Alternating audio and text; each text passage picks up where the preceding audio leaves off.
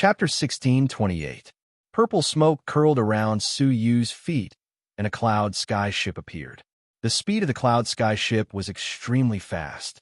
In an instant, it had traveled tens of millions of kilometers. Tuoba let out a long laugh. Like a hunter chasing after his prey, his whole body was filled with excitement. You can't escape. I have already sent a message to the people nearby. As long as they receive the news, they will rush over immediately. As if to confirm his words, several powerful auras rushed over from 3 different directions. So you could still vividly remember the aura from one of the directions. Shua shua, shueyu. The Sword Pavilion's young master's furious roar shook the sky, and it was filled with ghastly killing intent and rage. Because of Shueyu, the stone dragonbone sword was stolen, and he was blamed. Accompanied by Hong Lei, Jin Faming flashed and cut off Su Yu's path.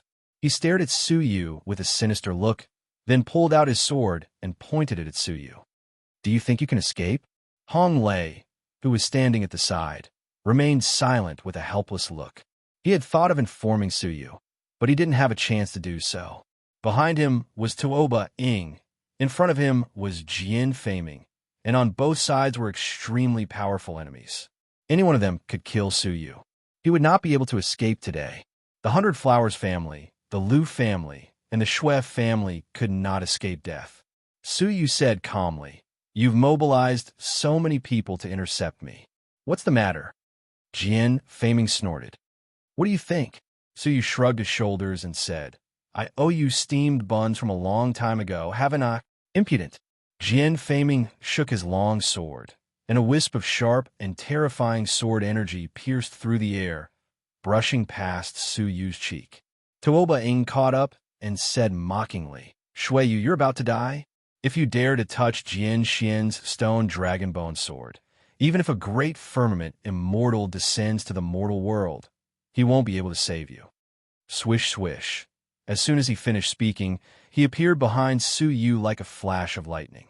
His fingers formed into claws as he tried to capture Su Yu. However, just as her 5 fingers touched Su Yu's shoulder, Tuoba Ying suddenly retracted his hand as though he was electrocuted. At the same time, he retreated and shouted, "Who is it? Come out." Tuoba Ying's palm was covered in a layer of greenish-purple frost that was bone-chilling. Seeing this scene, Tuoba Ying's pupils constricted. Purple ice frost. This is the ultimate skill of one of the top 10 experts of the Sword Pavilion, the Ice Soul Fairy. Crack! A slight freezing sound fell into everyone's ears. The surrounding temperature dropped imperceptibly. The sea of constellations beneath their feet quickly condensed at a speed visible to the naked eye. Snowflakes fell from the sky. Suddenly, the wind returned and the snow flowed. A middle-aged woman wearing a purple-green dress walked out of the wind and snow. Her charm was like that of an immortal in the snow. Tuoba Ying's pupils constricted into the size of a needle. The Ice Soul Immortal. She was the proud daughter of heaven who had shaken the sword loft back then. She was the mysterious woman who had defeated more than 1,000 island lords by herself. After that, she went to the Sword Pavilion and challenged the experts there. None of them were a match for her. From the ordinary disciples to the elite disciples to the hall masters, no one could withstand more than 3 moves from her. That was until the Sword Pavilion sent out a peak master, the 9th most powerful expert, who possessed the strength of an overlord of the galaxy. That was how he defeated the Ice Soul Immortal. Overnight, the Ice Soul Immortal went from a nobody to one of the top 10 experts in the Sword Pavilion Sea region. The master of the Sword Pavilion, Jian Ruxiong, personally invited her to open the 11th peak and asked her to join the Sword Pavilion and become the peak master of the 11th peak. The Ice Soul Immortal rejected him and left the sea region, disappearing without a trace. 10,000 years had passed. Many people thought that she had died. They did not expect that she would actually appear here.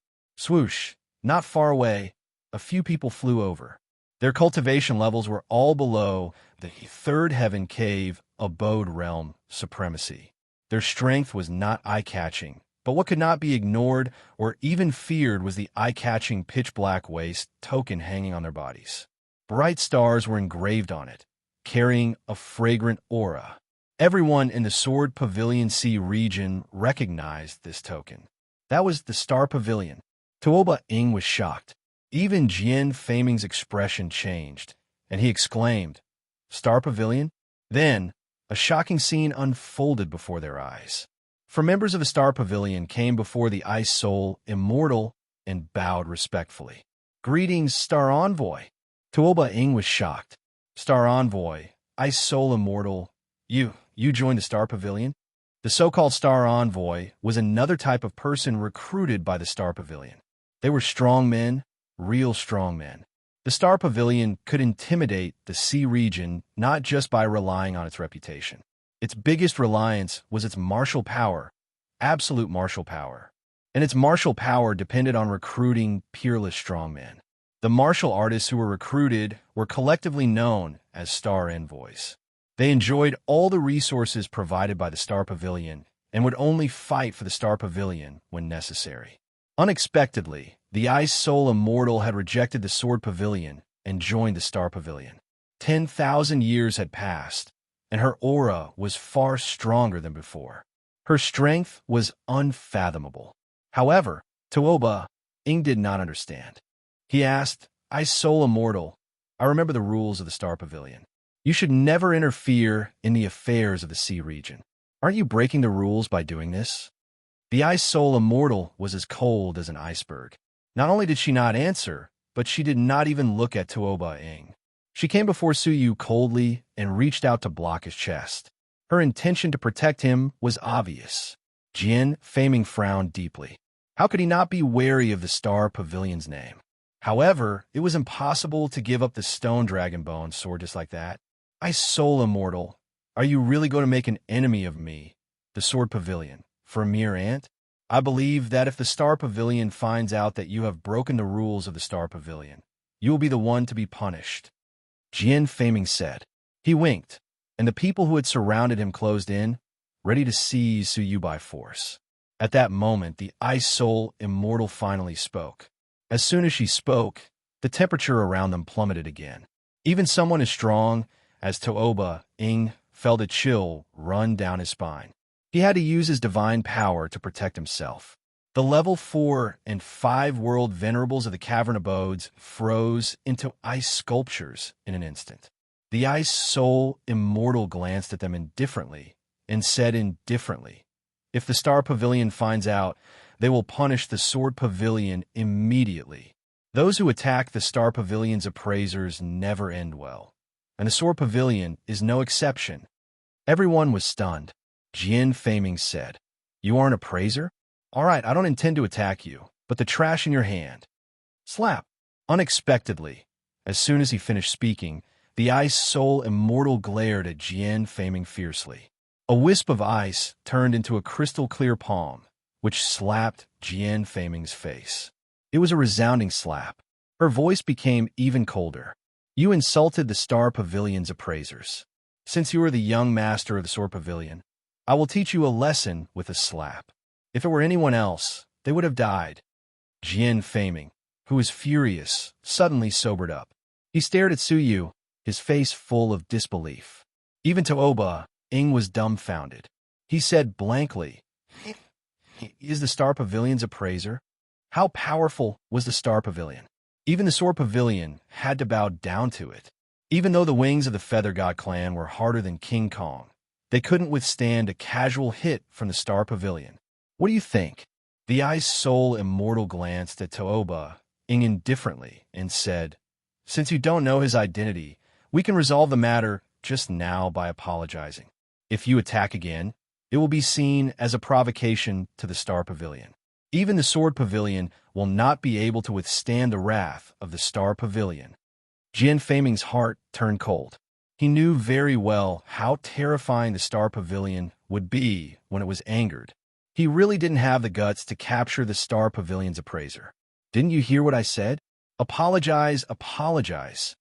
The Ice Soul Immortal stared at Jian Feiming and said indifferently, "I don't want to repeat it a third time if you insist on forcing me to pay with your blood." Upon hearing that, everyone's heart skipped a beat. After hesitating for a moment, the weaker ones forced themselves to lower their heads and bow in apology, offering up resources. After thinking about it, Tooba clenched his teeth and chose to compromise. He was filled with grief and indignation.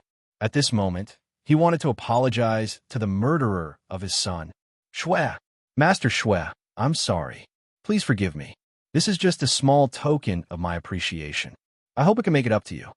Tuobaing took out a valuable spiritual fruit called the Feather God fruit. So you finally understood.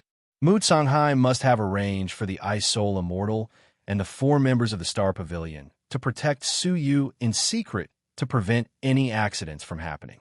If nothing went wrong, the 4 members of the Star Pavilion must have sneaked into the cave of 10,000 dragons to protect Su Yu from afar.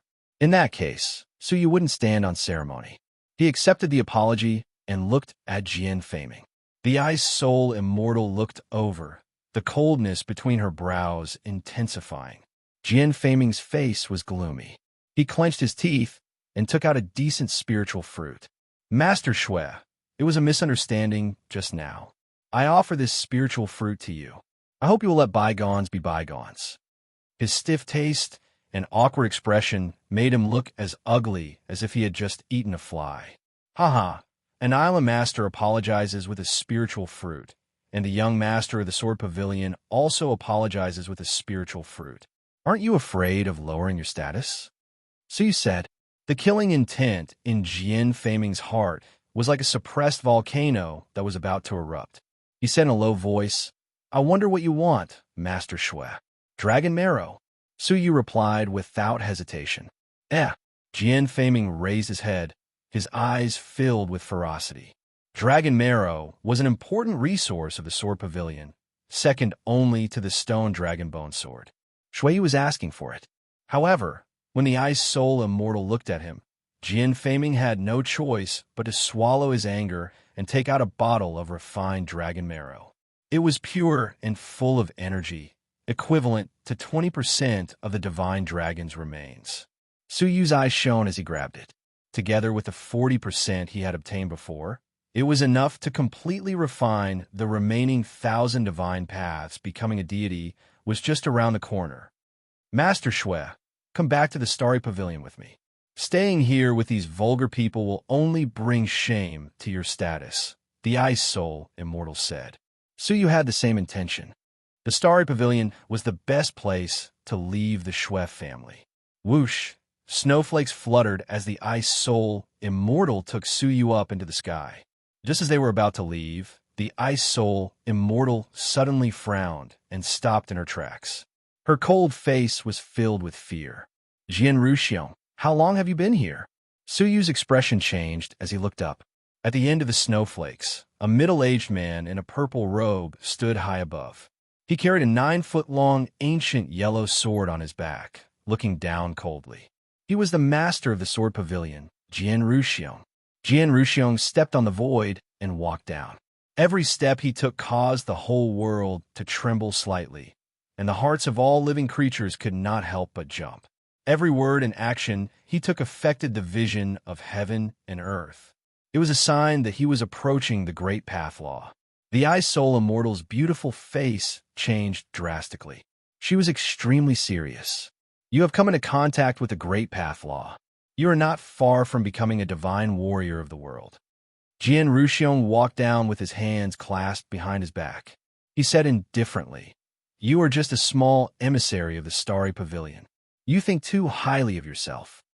Chapter 1629. If it was Mu Songhai, this or master would be a bit afraid. But you, who do you think you are? Jian Ruxiong's eyes flashed like lightning. He waved his left palm, and an invisible force attacked. The icy fairy's expression changed abruptly. Purple and green frost surged all over her body, and she turned into an 8-sided prism.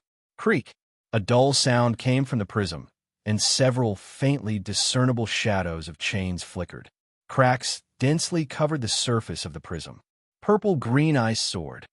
The icy fairy bellowed, and the prism disintegrated itself, fusing into an ice-cold, long sword. The sword was long and narrow, emitting a sharp chill. What was even more shocking was that the grade of the sword was not low. It had reached the imperial grade. Jian Ruxiong looked surprised. "Oh, I haven't seen you for 10,000 years, and your cultivation has already reached the level of a bronze overlord? You can instantly form an imperial divine weapon. Not bad. If you challenge Jian Xin again, I believe the 9th Peak Master will no longer be your match." But Jian Ruxiong's eyes turned cold. "So what? You are nothing in front of me." He put 2 fingers together and pointed them at the air. Mysterious Faction's 7 Killing Sword. A solid sword energy, containing an unparalleled will, struck like an ancient torrent. The icy fairy's expression was grave. She bellowed, 3 styles of absolute ice. An extremely powerful overlord aura surged from her body. An ice-cold sword energy radiated in all directions with the power to freeze the world. The 2 sword energies collided in front of everyone. The icy sword energy was like mist, and Jian Ruxiong's sword energy tore a hole in it. The icy fairy yelled anxiously, "Take Master Shui away." Yes. The 4 members of the Starry Pavilion performed a combined technique. They transformed into a golden tower, protecting Su Yu in the center. The golden tower flickered, traveling hundreds of millions of miles in a flash. Tuoba Ing and Jian Feiming were caught off guard.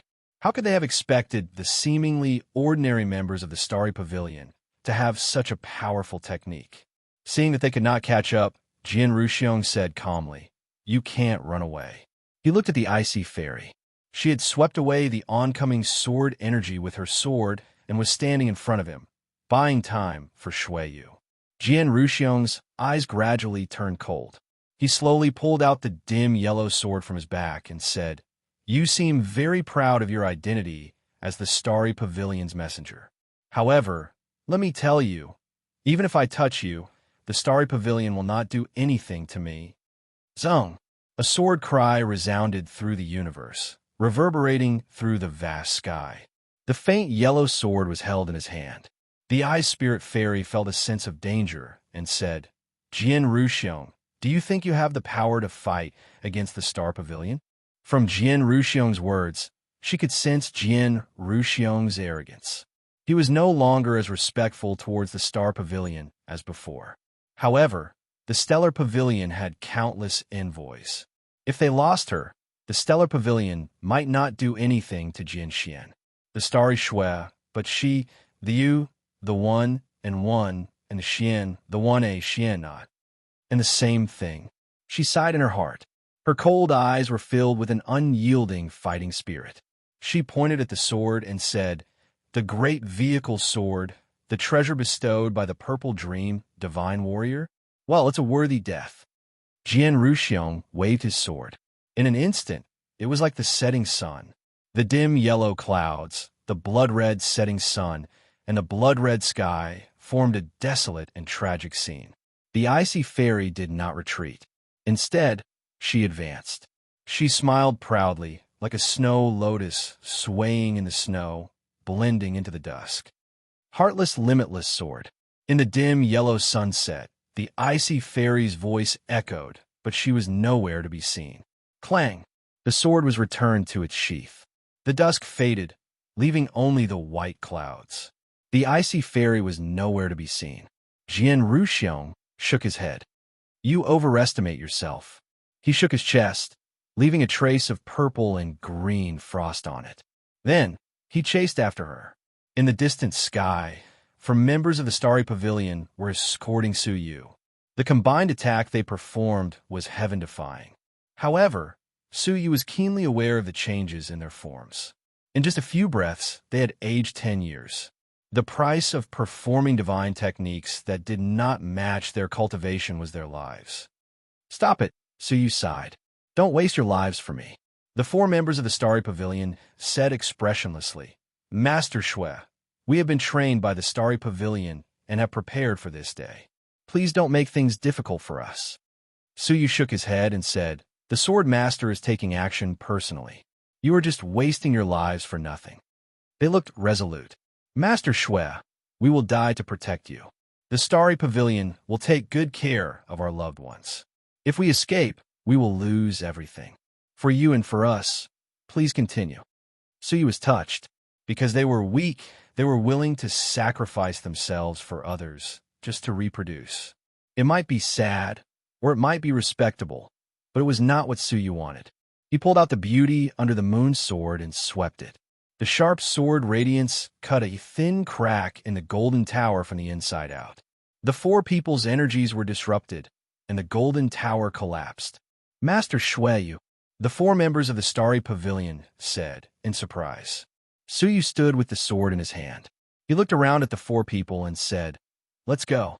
Go back and tell the cabinet master that I asked you to leave. She won't make things difficult for you." But the four members of the Starry Pavilion hesitated. Suyu said, "This is an order." With that, the four of them bowed and fled in four different directions. "Master Shui, hold on. We will contact the Starry Pavilion immediately and ask for reinforcements." Suyu smiled bitterly. The Starry Pavilion would take several months to reach this place. How could he hold on until the Starry Pavilion came to rescue him?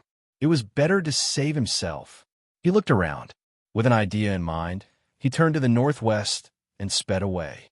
Before long, Jian Ruxiong and his army caught up to where he was standing.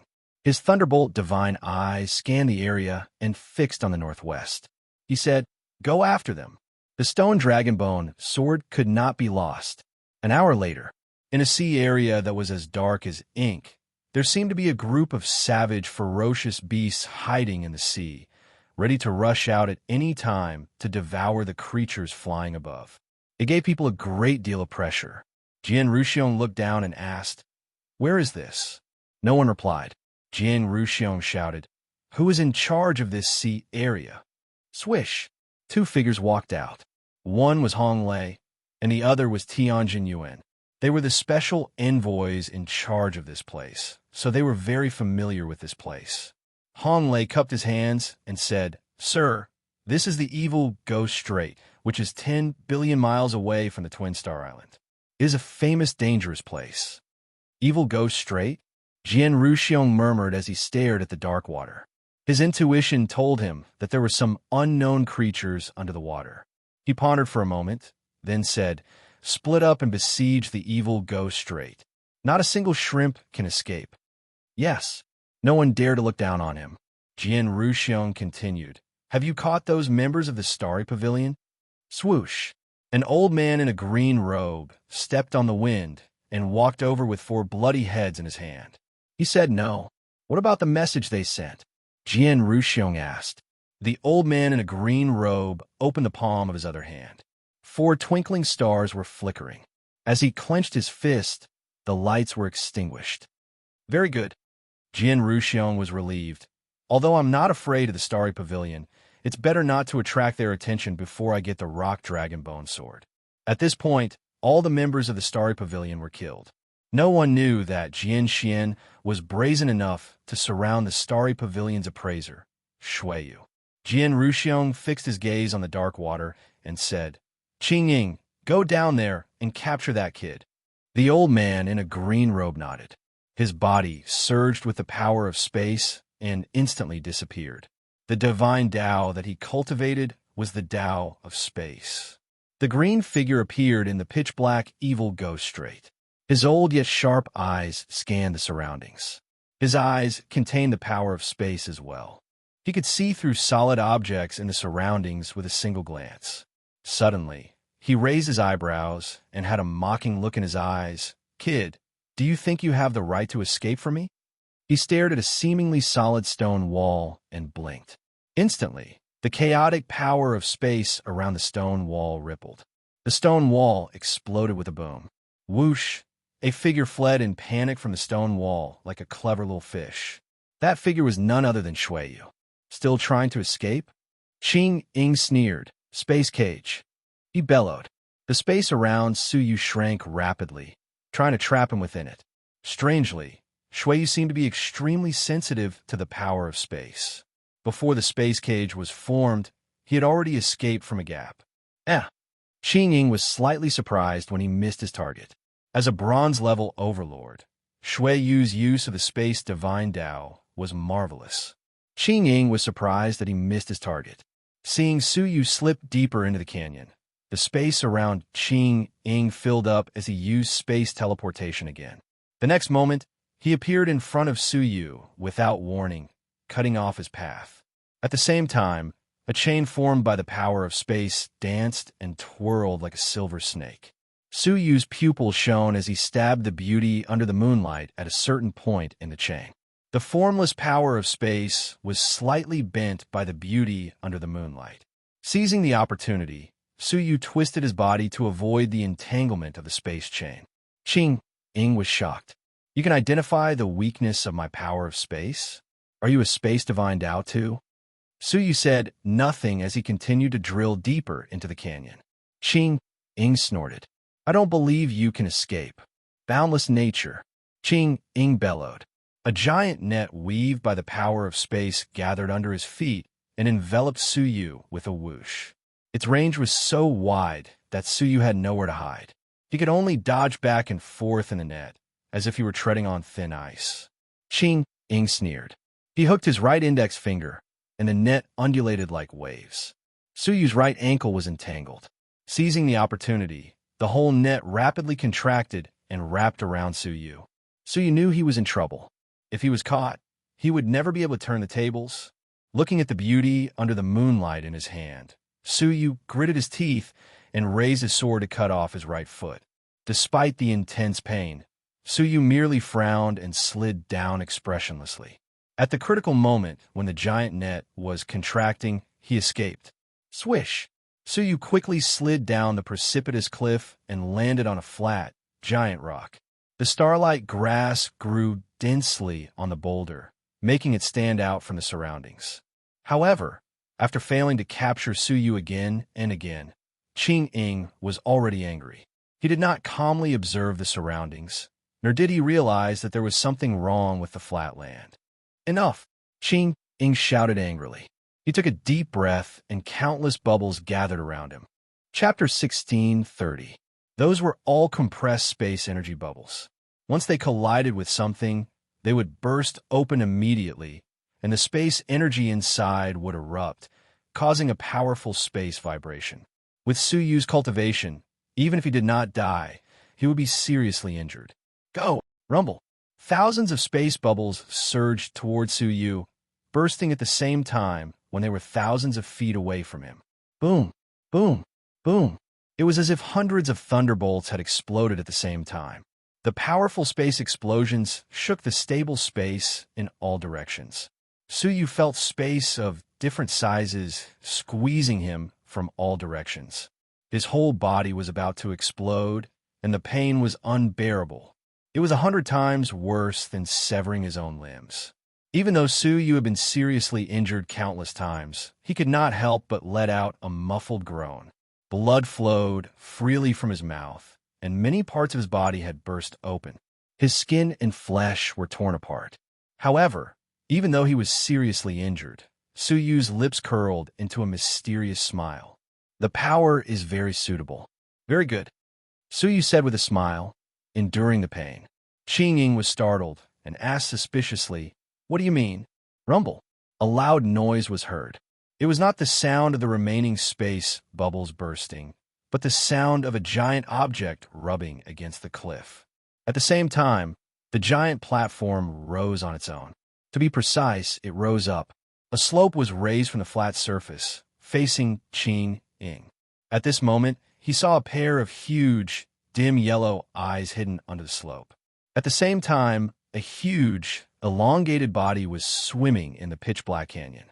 Suddenly, Qing Ying's whole body trembled, and the outline of a giant snake appeared in his mind. At the same time, Su Yu, who was seriously injured, flew up and shouted at the giant snake, "Ha! Stupid thing, you harmed our Shui family in the past. Today, I have brought people to take revenge. Prepare to die." Although the snake's strength was high, its spiritual intelligence was average. The giant snake turned its eyes and stared at Su Yu. Hiss! It flicked its tongue, and the hostility in its eyes intensified. Apparently, it still remembered the creature who cheated all the starlight grass half a year ago. As the king of this place, what made it even angrier was that Shuiyu had brought strong people here, which was undoubtedly a provocation. Hiss! Its huge body swam violently, and its ferocious head swooped up and bit Qing Ying. It knew very well who posed a greater threat and who it should eat first. Qing Ying didn't pay much attention to this snake, but when it rushed over, it emitted an overlord-level savage aura. Qing Ying was shocked. There was actually an overlord-class sea beast hidden in the Sword Pavilion Sea region. In the blink of an eye, Qing Ying immediately used space manipulation and teleported away from this place. However, this giant snake was extremely fast. Not waiting for the green shadow to teleport away, the ferocious mouth enveloped him. Qing Ying was startled and hurriedly shouted, "Wait, I'm not with him. I'm here to kill him." The gigantic snake's yellowish pupils revealed an anthropomorphic mockery, as it said in human language.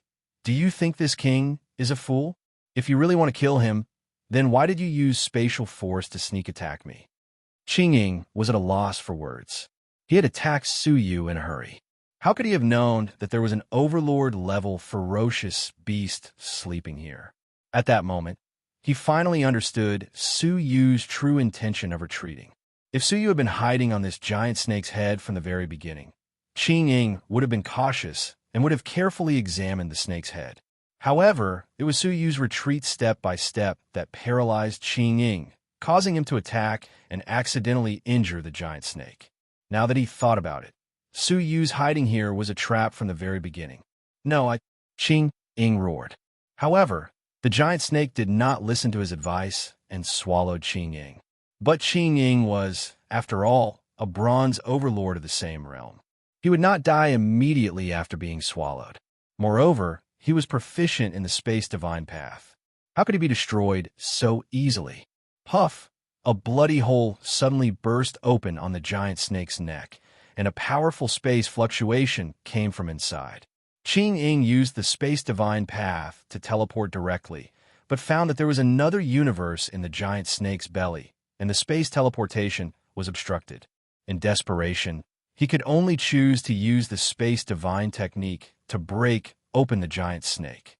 Hiss! The giant snake was in pain, and its hostility was aroused. The black scales on its neck turned into pitch-black poisonous snakes, which blocked the gap and drilled into it to bite Qing Ying.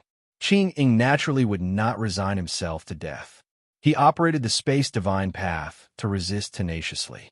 The two bronze overlords were fighting each other, so much so that they forgot about Suyu for the time being. Everything was just as Suyu had expected.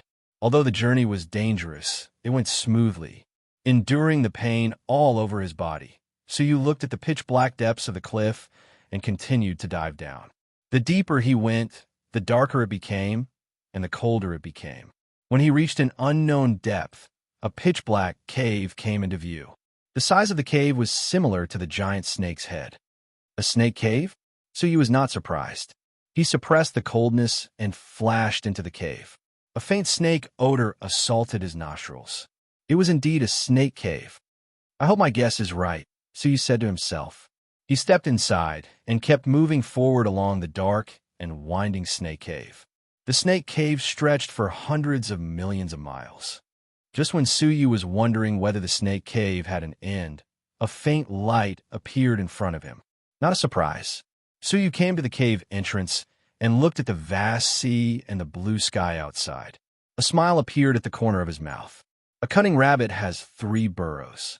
This snake dominated the evil ghost straight, so there was no reason it would not have prepared a way out for itself. The other end of the snake cave was the way to escape to heaven.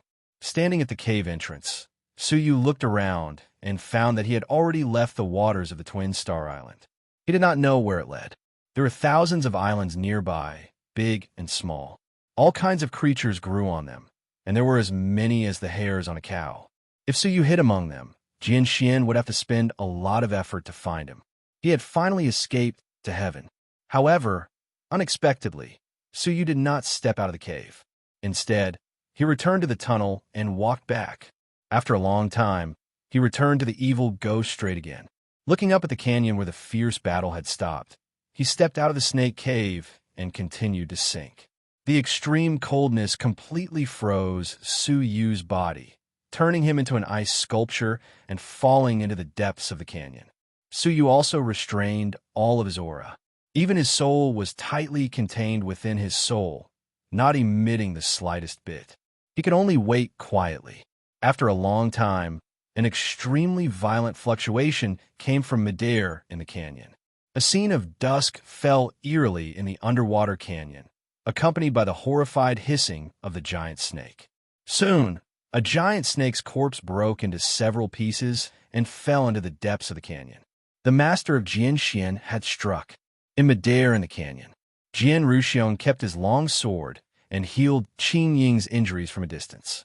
Qing Ying's body was covered in rotten flesh, caused by the fierce snake venom. His face was ashen. To be exact, he was flustered and exasperated. Shame must be *starred. How dare he plot against me? I will tear him into pieces. Qing Ying was furious. Jian Ruxiong's eyes flickered. He had asked Qing Ying to strike because he had sensed danger. It seemed like he had made the right choice. It was unexpected that a bronze overlord-level sea beast was hidden in the sea. Fortunately, the sea beast had been distracted by Qing Ying, and Jian Ruxiong had been able to kill it easily. Now, only Su Yu is left. Split up and look for Su Yu. Don't let go of any traces, Jian Ruxiong ordered. The crowd quickly split up, looking for Su Yu.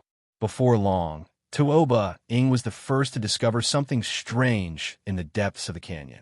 He said, "Sword Master, there's a cave here, and Shui Yu's aura is lingering nearby." Oh, Jian Ruxiong walked over and sized it up. His expression changed slightly. Oh no, let's go after him. He might have escaped. An hour later, a group of people stood at the other end of the cave, looking at the boundless sea. All of them had grave expressions on their faces. The snake cave was connected to the left and right sides. The strangest thing was that the inside of the snake cave had been enhanced by the giant snake with the law of space. Although the snake cave didn't look long, it actually passed through a large area of space. This place was hundreds of billions of miles away from the Twin Star Island. Su Yu had undoubtedly entered the sea in front of them. Finding him would be like looking for a needle in a haystack. The Thousand Star Island. Jian Ruxiong recognized this place. It was an island at the edge of the Sword Pavilion, which was occupied by many weak influences. If Su Yu had escaped into the Thousand Star Island, it would not be easy to find him in a short time. However, they had to find him no matter how difficult it was. Convey my order. Inform all the island masters of the Thousand Star Island to come and see me, Jian Ruxiong ordered. All the people of the Sword Pavilion flew to various islands to convey Jian Ruxiong's order. There was only one reason why they were asked to see him. He wanted to use all the influences of the Thousand Star Island to search for Su Yu one by one. Jian Ruxiong's eyes were full of murderous intent. I'll dig you out even if I have to dig 3 feet into the ground. Su Yu, who they had been searching for all over the world, was still sinking quietly at the bottom of the sea after the evil ghost strait had quietened down. The difference was that he had removed the ice with the mortal fairy's strength. He was sitting with his legs crossed, ready to train. He had no intention of leaving the evil ghost strait. This was because Su Yu knew very well that although the Sword Pavilion was huge, it was under its control everywhere. On the sea, he would be wanted by all the influences affiliated to the Sword Pavilion. Moreover, with the strength of Jian Ruxiong and the accompanying peak masters, it was impossible for him to hide his tracks completely. He might be able to escape for 10 days, half a month, or even a few months, but it was impossible for him to escape completely. There was only one place that was the safest, and that was this place. When everyone assumed that Su Yu had left the snake cave and was hiding in a safer sea, Su Yu did the opposite and was hiding in the depths of the evil ghost strait, which seemed to be a hopeless place. This was the best place to train. Su Yu took out a bottle of refined dragon marrow and 2 huge pieces of the dragon's body. He took a deep breath and looked forward to it. He had been waiting for this day for too long. Become a deity and rescue Xia Jingyu. become a deity, and restore his strength to its peak. With an unprecedented desire, Suyu poured a bottle of dragon marrow on his body. Sizzle. The refined dragon marrow was far purer than the dragon bones on the Double Star Island. Layers of green smoke rose from the surface of Suyu's body, causing him to groan in pain. It felt like fresh volcanic magma had been poured on his head, and the pain was unbearable. Suyu took a deep breath. Not only did he not flinch, but he poured another bottle. This was because Suyu felt the crazy refinement of his divine path. The unparalleled pleasure had completely offset the pain. Chapter 16:31. At the same time, the Thousand Star Island began a mighty search operation. From the masters of the island to the ordinary people, everyone was mobilized. Shueyu's portrait was distributed to every living creature in just one day. Moreover, Jianxian offered an extremely high reward. Anyone who discovered Suyu's whereabouts would be rewarded with an imperial divine weapon. The person who captured Suyu alive was the 11th peak master of Jianxian. Such a tempting reward not only stirred the Thousand Star Island, but also the island's tens of billions of miles away. They all joined in the search for Shueyu without hesitation. In a single night, numerous small searching boats appeared in all kinds of uninhabited seas. The remote seabed was also full of searching experts. Suyu was hiding on an uninhabited island. Even if he were to hide in the underwater ruins, he would not be able to escape the search. The search operation was in full swing here. On the Double Star Island side, they finally noticed something strange. Everyone looked as if the sky was collapsing. The Baiwa family, Lu family, and Murong family, who were supposed to leave, all fled back to the Double Star Island, because they were intercepted by Jianxian halfway. After the people of Jianxian verified their identities, they began a massacre without saying a word. Unexpectedly, the people of the three families all suffered varying degrees of casualties. It was unknown why Jianxian attacked, but it was foreseeable that the three families had been ambushed. Jianxian's desire to kill them was undeniable. The three masters, together with Shui Yuntian, paced back and forth in the living room, extremely uneasy. Beep, beep. The communication pendants on their bodies were beeping incessantly. But every time they looked at the jade pendants, the expression on their faces grew uglier. After they fled back here, they arranged for a group of suicide squads to spread out in all directions to scout out the situation. But whether it was the Baiwa family, the Lu family, or the Murong family, the people they sent out either sank into the sea, their lives unknown, or they received a reply from the ambushers. Combined with the investigation of the three great families, they were shocked to find that, with the Double Star Island as the center, 100 million square miles had been sealed off. No family force was allowed to leave. Baiwalan, aren't you cousins with the 8th peak master of Jianxian?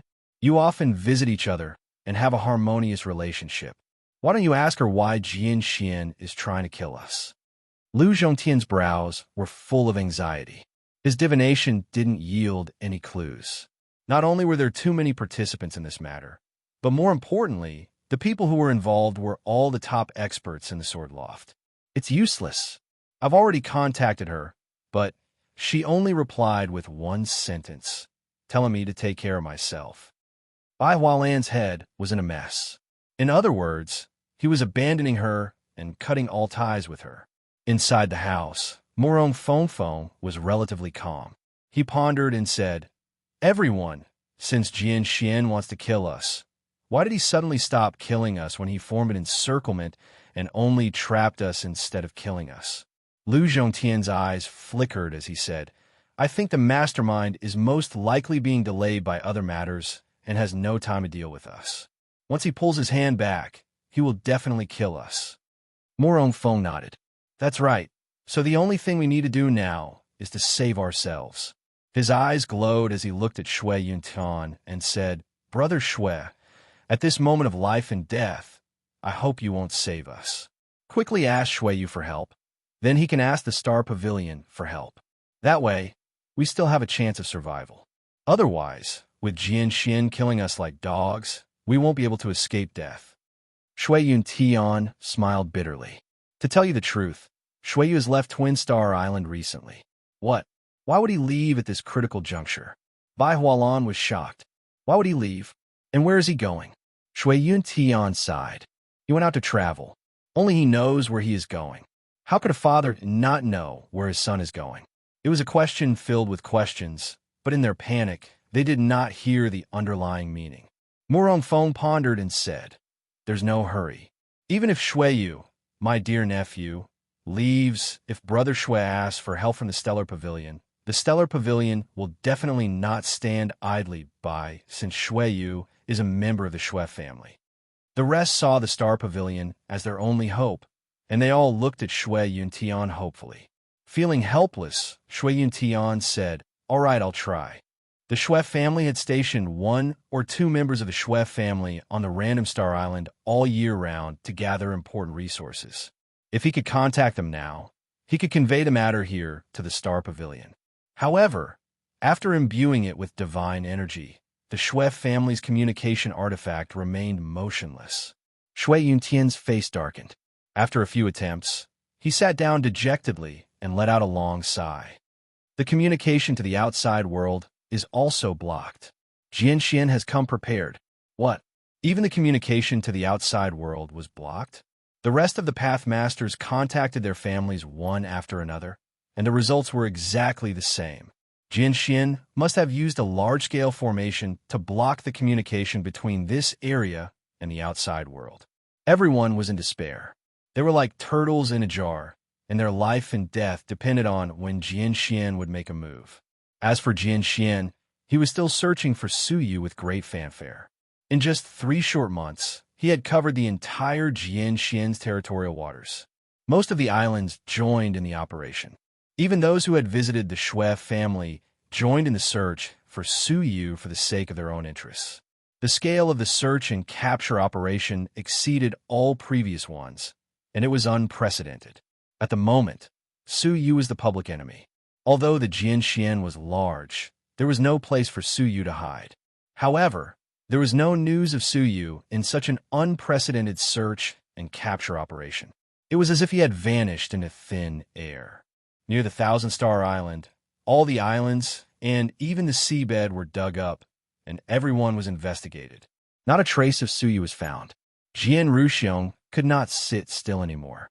He believed that no one would dare to protect Shueyu, and he believed that Suyu could not have left no trace in such a large search and capture operation. But why was there no trace of him?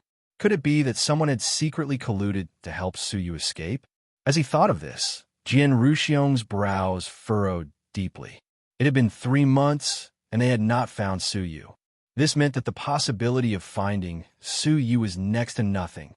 If the ancient records are correct, that stone dragon bone sword should be the dragon clan's most precious treasure, the royal dragon sword. It is the token of the previous dragon emperors, and the one who holds the dragon sword is the current dragon emperor. Jian Ruxiong's face was gloomy. That was the reason why he was determined to retrieve the sword at all costs. With the royal dragon sword, he would have nothing to fear even if he was the divine warrior of the world, let alone a mere branch of the Star Pavilion.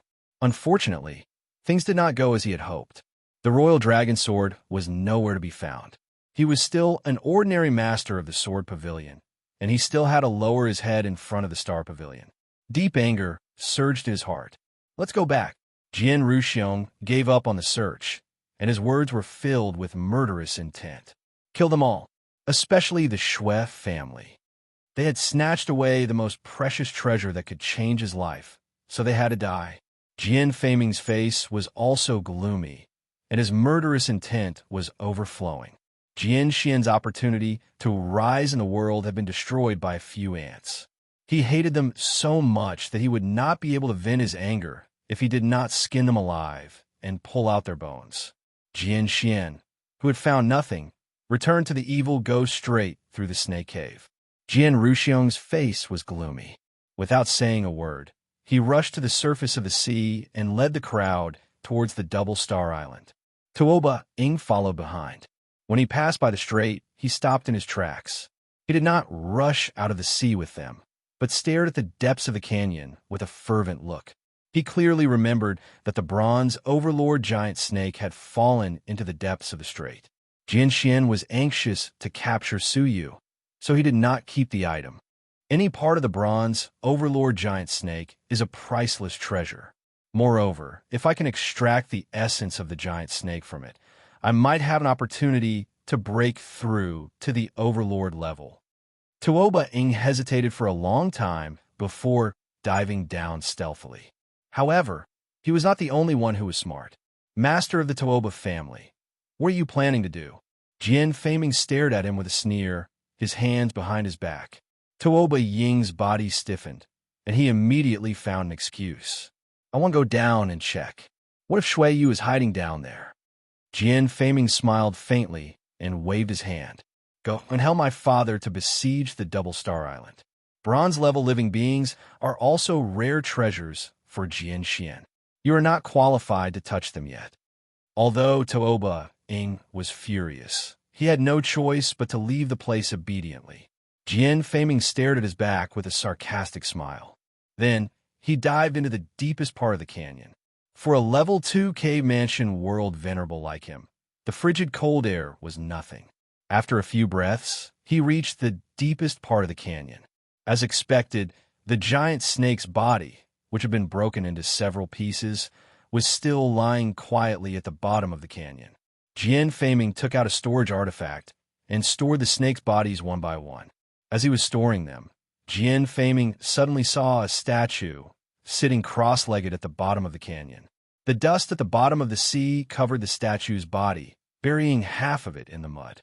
The statue's whole body was flickering with thousands of lights of different colors, looking extremely mysterious.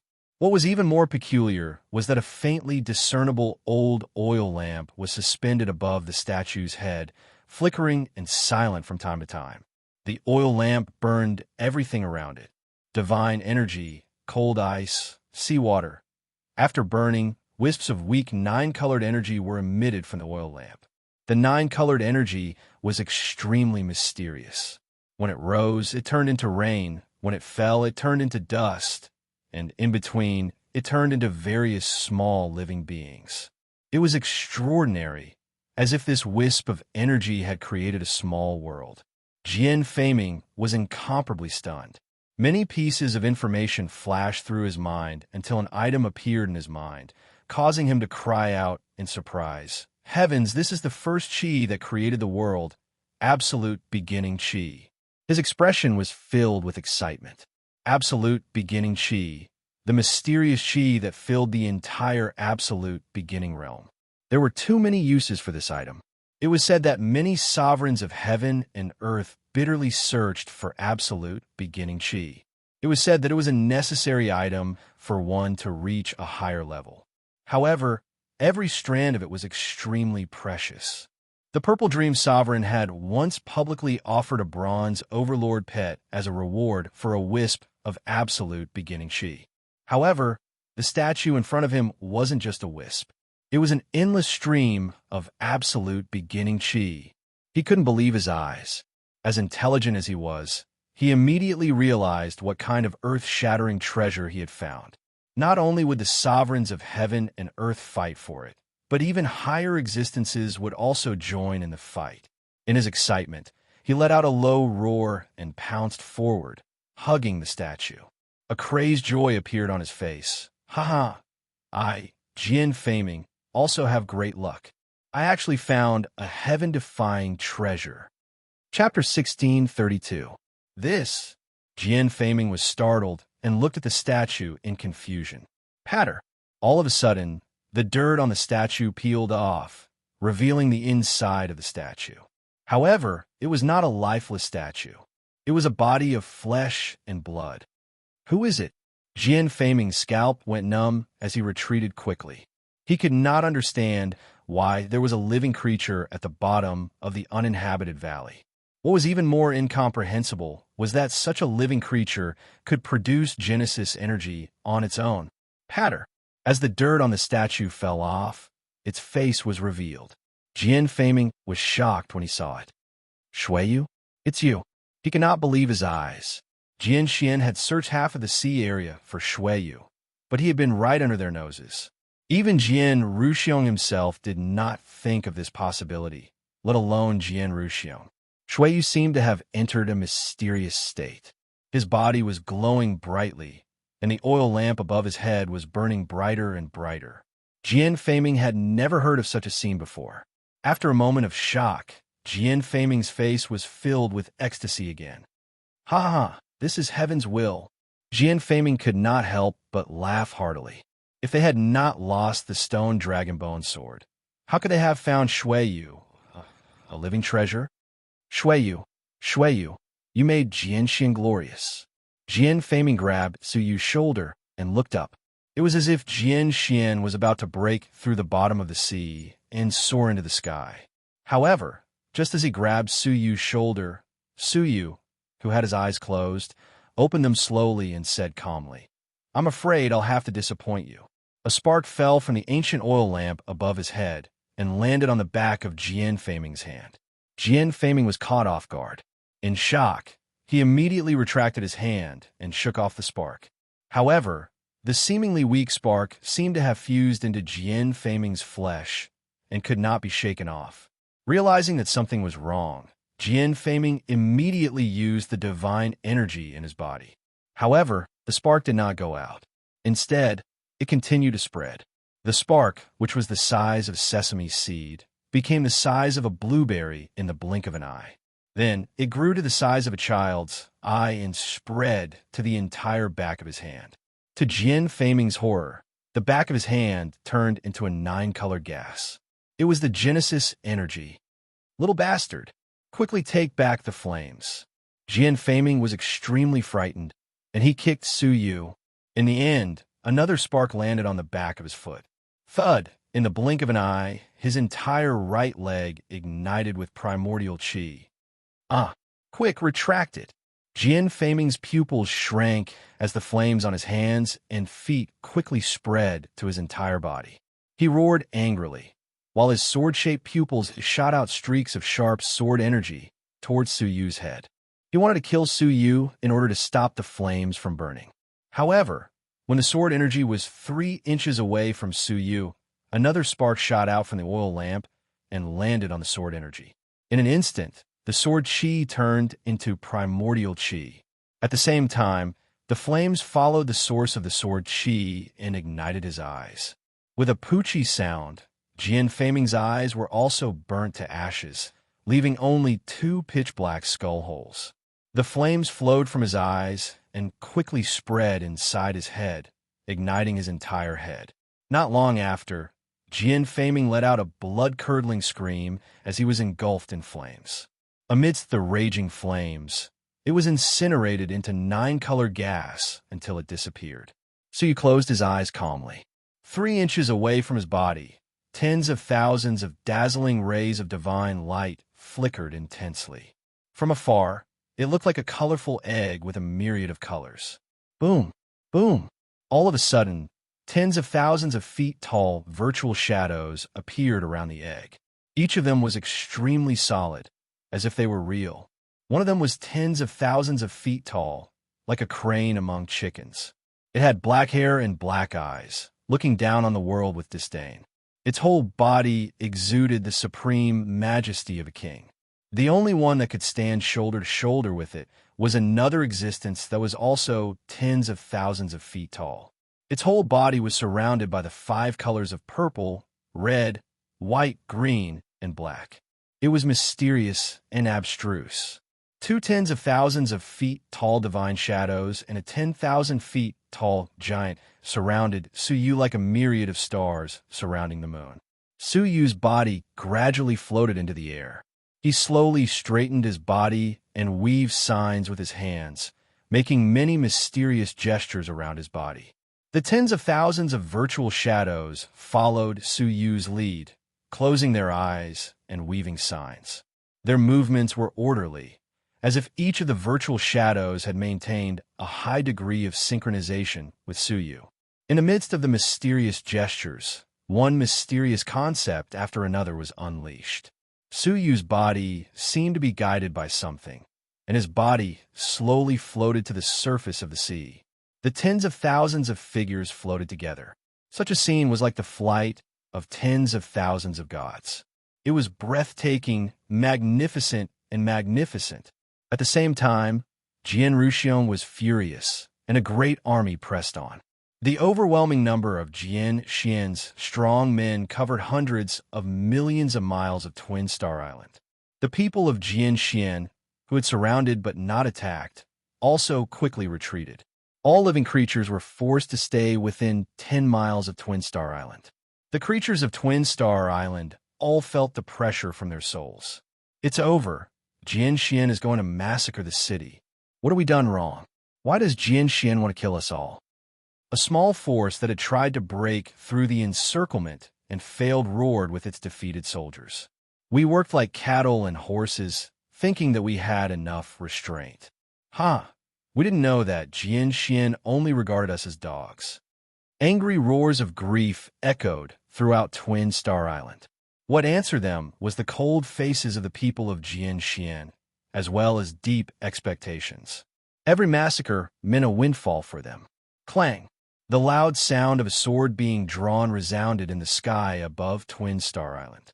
A dim yellow sword descended like dusk. In that dusk, a majestic figure stood. A pair of disdainful and cold eyes pierced through the dusk, overlooking Twin Star Island with a bloody light. Greetings, Swordmaster. The sky was filled with shouts, covering the sun and resounding in the sky. Jian Ruxiong coldly looked down, like the god of fate that controlled the lives of the common people. He said indifferently and ruthlessly, Jian Xian hasn't made a move for so long that you have forgotten who gave you everything. Stealing Jian Xian's stone dragon bone sword and digging up Jian Xian's dragon bones. Who gave you the courage? Who gave you the guts? An empty and cold voice echoed in the sky. When the creatures of Twin Star Island heard this, they felt as if they were carrying several stars on their backs. Even the powerful First Heaven Cave World Venerables found it hard to breathe. After a deep sigh, Jian Ruxiong said indifferently, Today, Jian Xian will make another move to remind the sea creatures who their master is. He closed his eyes and said ruthlessly, Kill, leave no one alive. The people of Jian Xian licked their lips. In their eyes, the island forces were like pigs and dogs. After killing them, they could plunder their resources. The people of Jian Xian in the sky pounced down like locusts. In an instant, screams filled the sky, and blood splattered everywhere. Twin Star Island became hell on earth. Jian Ruxiong stood on the Mahayana sword and fixed his gaze on the Shui residents. A cruel light flashed in his eyes. You sure are patient. From the beginning to the end, the Shui family, Lu family, and Murong family did not show up. Sword light flashed under Jian Ruxiong's feet, and he appeared in front of the Shui residence's hall with his hands behind his back. A strong gust of wind rose from his body, shattering the giant door of the hall. In the hall, a dense group of people stared at the swordmaster who had appeared. However, the fear they imagined did not appear. Instead, they were all calm. Jian Ruxiong frowned slightly. This was not the result he wanted. He scanned the people present one by one. Suddenly, his eyes seemed to catch something, and he looked back. He saw a strange person. Her seat was ordinary, but Shui Yuntian, Bai Hualan, Lu Zhongtian, and Murong Feng were slightly leaning toward her. It was as if she was the master of the hall. We haven't seen each other for thousands of years. Swordmaster is much more powerful than before. An unfamiliar voice floated into his ears. To be exact, it was a familiar voice. Jian Ruxiong was slightly startled. At this moment, his gaze finally landed on that person. However, with just one glance, Jian Ruxiong's eyelids suddenly twitched. He instinctively bent his knees and was about to kneel. However, as he knelt, he hesitated for a moment and stood up again. The coldness on his face was replaced by a trace of seriousness and fear. He cupped his fists and said, Greetings, Star Pavilion Master. That person was none other than the renowned Stellar Pavilion's Pavilion Master, Mu Tsanghai, who deterred the Sword Pavilion's sea region. She had personally come to Twin Star Island. The seemingly calm Jian Ruxiong felt a huge wave at his heart. Firstly, why was the Star Pavilion here? Secondly, why did Mu Songhai, who had been in seclusion all year round, come here personally? Mu Songhai's old face had a faintly discernible coldness. He sighed and said, I'm afraid the person you don't want to see the most is me, right? Jian Ruxiong said, Pavilion Master, what are you saying? It was because of your support back then that the Sword Pavilion was established. Back then, many forces fought for this area. The Sword Pavilion was only able to gain a foothold with the support of the Star Pavilion. Mu Songhai shook his head and said, I don't deserve it. How can the Star Pavilion help the Sword Pavilion? Don't flatter me. Jian Ruxiong didn't deny it. The current Sword Pavilion indeed didn't need to be respectful to the Star Pavilion like before. He narrowed his eyes and said, Pavilion Master, why did you come to Twin Star Island? Mu Songhai raised his eyes and stared at him. Why do you think I'm sitting here? Of course, it was because of the Twin Star Island. Jian Ruxiong was confused. He had clearly blocked the news. Who passed the news to the Star Pavilion? For the master of the Stellar Pavilion to make a move personally for an ordinary appraiser, it was extremely illogical. Jian Ruxiong said, Pavilion Master, these people have made a big mistake. I'm preparing to punish them. If you plead for them, I can give you face and forgive them this time. If possible, he didn't want to fight Mu Songhai, an old monster who had lived for countless years. Anyway, it wouldn't be too late to slaughter the 4 island forces after Mu Songhai left. Mu Songhai stood up and looked down. He couldn't see her eyes clearly, but he could feel her threatening aura. I think you misunderstood me. I'm not asking you to spare them. I'm asking you to leave Twin Star Island immediately.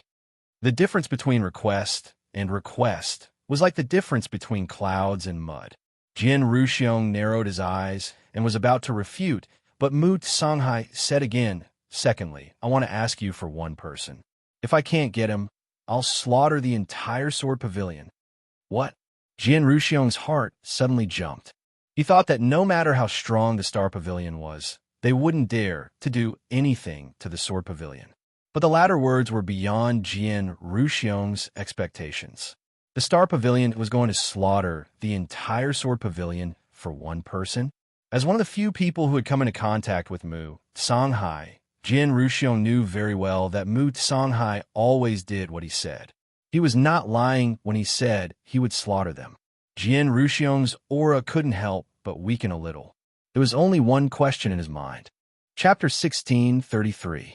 He couldn't figure out when Jian Xian had hidden or captured such an important person from a Star Pavilion. He thought of the Ice Fairy, but he denied it. A mere messenger of the Star Pavilion was not even as important as an appraiser.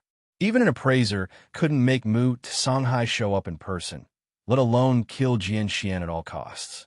Therefore, Shui Yu's name flashed through his mind. But who else could it be? Pavilion Master, please tell me. If you're looking for someone, Jian Xian may be able to help. Jian Ruxiong was suspicious. Mu Songhai's face was cold. I'm looking for the Star Pavilion's deputy Pavilion Master. What? Even Jian Ruxiong was shocked. The Star Pavilion's deputy Pavilion Master had high status. Even 10 appraisers couldn't compare to him. The deputy Pavilion Master was Jian Xian's first peak master. No wonder Mu Songhai had come out in person. If it were Jian Ruxiong, he would have come out as well. However, Jian Ruxiong was shocked that he hadn't even met the Star Pavilion's deputy Pavilion Master. Why did Mu Songhai ask him for the Star Pavilion's deputy Pavilion Master? Pavilion Master, forgive me. I'm sorry that the Star Pavilion's deputy Pavilion Master is missing. But you are asking the wrong person, aren't you? Jian Ruxiong said. I'm not wrong. Mu Songhai walked over, his aura gradually rising. I received news that Jian Xian has captured the Star Pavilion's deputy Pavilion Master and even offered a reward to many islands. He stared at Jian Ruxiong, and the unfriendliness in his eyes grew stronger. Jian Ruxiong, do you think that after so many years, Jian Xian has developed into a towering tree and can look down on the Star Pavilion? Jian Ruxiong's mind went blank. His first reaction was that Mu Songhai had found the wrong person. No matter how ambitious Jian Ruxiong was, it was impossible for him to capture the Star Pavilion's deputy Pavilion Master before he became powerful. But then, a second thought appeared in his mind. Could it be that Mu Songhai had misunderstood? The person he wanted to capture was Su Yu, an ordinary appraiser. Pavilion Master, please calm down. Jian Ruxiong took half a step back and explained, the person I'm arresting is Shui Yu, an appraiser of your pavilion. However, he stole something that belongs to our Jian pavilion first. As for the Vice Pavilion Master, I've never seen him before. Mu Songhai coldly smiled. Who told you that Shui Yu is just an appraiser? Jian Ruxiong was stunned. Shui Yu was not an appraiser? Then who was he? He had been wondering why the Star Pavilion would invite an ordinary young man to be their Star Pavilion's appraiser, given how picky they were. It seemed like there was a misunderstanding. If that was the case, capturing Shui Yu would be even more logical. However, Mu Songhai's next words caused Jian Ruxiong to fall into extreme shock. Not only is Shui Yu a high-level treasure appraiser of the Star Pavilion, but he's also the Vice Pavilion Master of the Star Pavilion. Bang! It was as if thousands of thunderbolts were ringing in Jian Ruxiong's mind, blasting his consciousness into chaos. Shui Yu was the Deputy Pavilion Master of the Star Pavilion, a young man in his 20s. He was in shock and did not come to his senses for a long time. Mu Songhai was filled with cold, murderous intent. Jian Ruxiong, I only have one question for you. Where did you take the Vice Pavilion Master of the Star Pavilion? The threatening, murderous intent woke Jian Ruxiong up from his daze. One could imagine how he was feeling at the moment. The person he had spent so much effort to hunt down was the Vice Pavilion Master of the Star Pavilion. No wonder Mu Songhai threatened to destroy Jianxian with such a crime. If he had known that Shui Yu was the Vice Pavilion Master of the Star Pavilion, he would not have arrested him on such a large scale. Instead, he would have arrested him secretly. However, it was too late for regrets. What he needed to do now was to extinguish Mu Songhai's anger. He hurriedly said, Pavilion Master, please calm down. We didn't see Shui Yu. After he escaped, we don't know where he went. Shut up. Mu Songhai interrupted him mercilessly. I don't care if you have caught him or not. Bring him to me in 3 days. Jian Ruxiong was furious. The Star Pavilion was too arrogant. However, what was even more arrogant was that Mu Songhai pointed to the sky and said coldly, Remember, you must bring him to me unharmed. If he is injured, I will kill one of your peak masters. If you bring his body back, I will destroy the entire Jianxian faction. A ray of 10-color divine light shot out from his fingertip, piercing through the roof and into the sky. Then, the divine light scattered into thousands of rays, falling from the sky like arrows. In an instant, the Twin Star Island, which was already filled with screams, was filled with thousands of terrified screams. The strange thing was, after the screams, the Twin Star Island that was like a purgatory became quiet. Jian Ruxiong raised his eyebrows and quickly flashed out of the hall. He glanced around and could not help but be shocked and angry. The people of Jianxian who had just entered the city and started a massacre were all pierced by divine light. Their souls were shattered and their vitality dissipated. None of the elite disciples of the Thousand-Sword Pavilion survived. Among them, the 8th Peak Master was also pierced through the top of his head. A powerful soul escaped from his body, which was covered in cracks. He teleported toward Jian Ruxiong in fear and begged, Sword Master, save me. Jian Ruxiong flashed over and grabbed his soul. But halfway, a remnant divine light fell from the sky again. Puff! Like dust, the 8th Peak Master's soul was destroyed on the spot, leaving not a trace behind. Jian Ruxiong angrily turned his head and stared at the motionless Mu Songhai in the hall. Monstrous killing intent surged in his heart. Remember, you only have 3 days. If you don't see me in 3 days, I will personally come to the Jianxian faction and slaughter your entire sect. Clang! The giant door that Jian Ruxiong kicked open closed again, sealing the hall. Jian Ruxiong clenched his fists, his heart bleeding. That was a peak master, not an ordinary disciple. He wanted to resist, but the royal dragon's sovereign sword had been lost. Everything had deviated from his original plan. Jianxian was no match for the Star Pavilion. He clenched his teeth so hard that they creaked. A low and gloomy growl came from his throat. Star Pavilion, just you wait. All members of the Jian Xian faction, listen to my order. Find Shui Yu alive. Don't hurt him, Jian Ruxiong ordered gloomily. The people of the Jian Xian faction had yet to recover from the bloody massacre of 1,000 people. Hearing Jian Ruxiong's completely different order, they could not help but be stunned. Are you all deaf? Hurry up and go. Jian Ruxiong snorted angrily. Only then did the people of the Jian Xian faction retreat like the tide, blindly looking for Su Yu. In the hall of the Shui family, Shui Yuntian, Bai Walan, Lu Zhongtian, and Murong Feng looked like they were sitting upright, but in fact they were sweating profusely. They were so stiff that they could not move.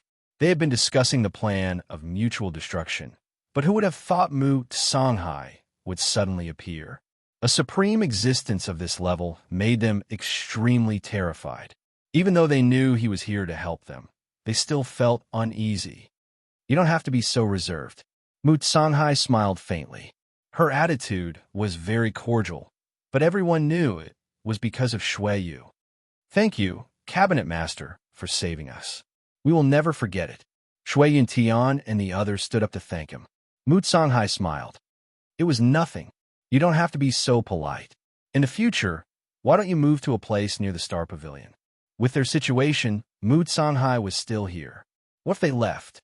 The Jianxian faction had countless methods to secretly suppress and make things difficult for them.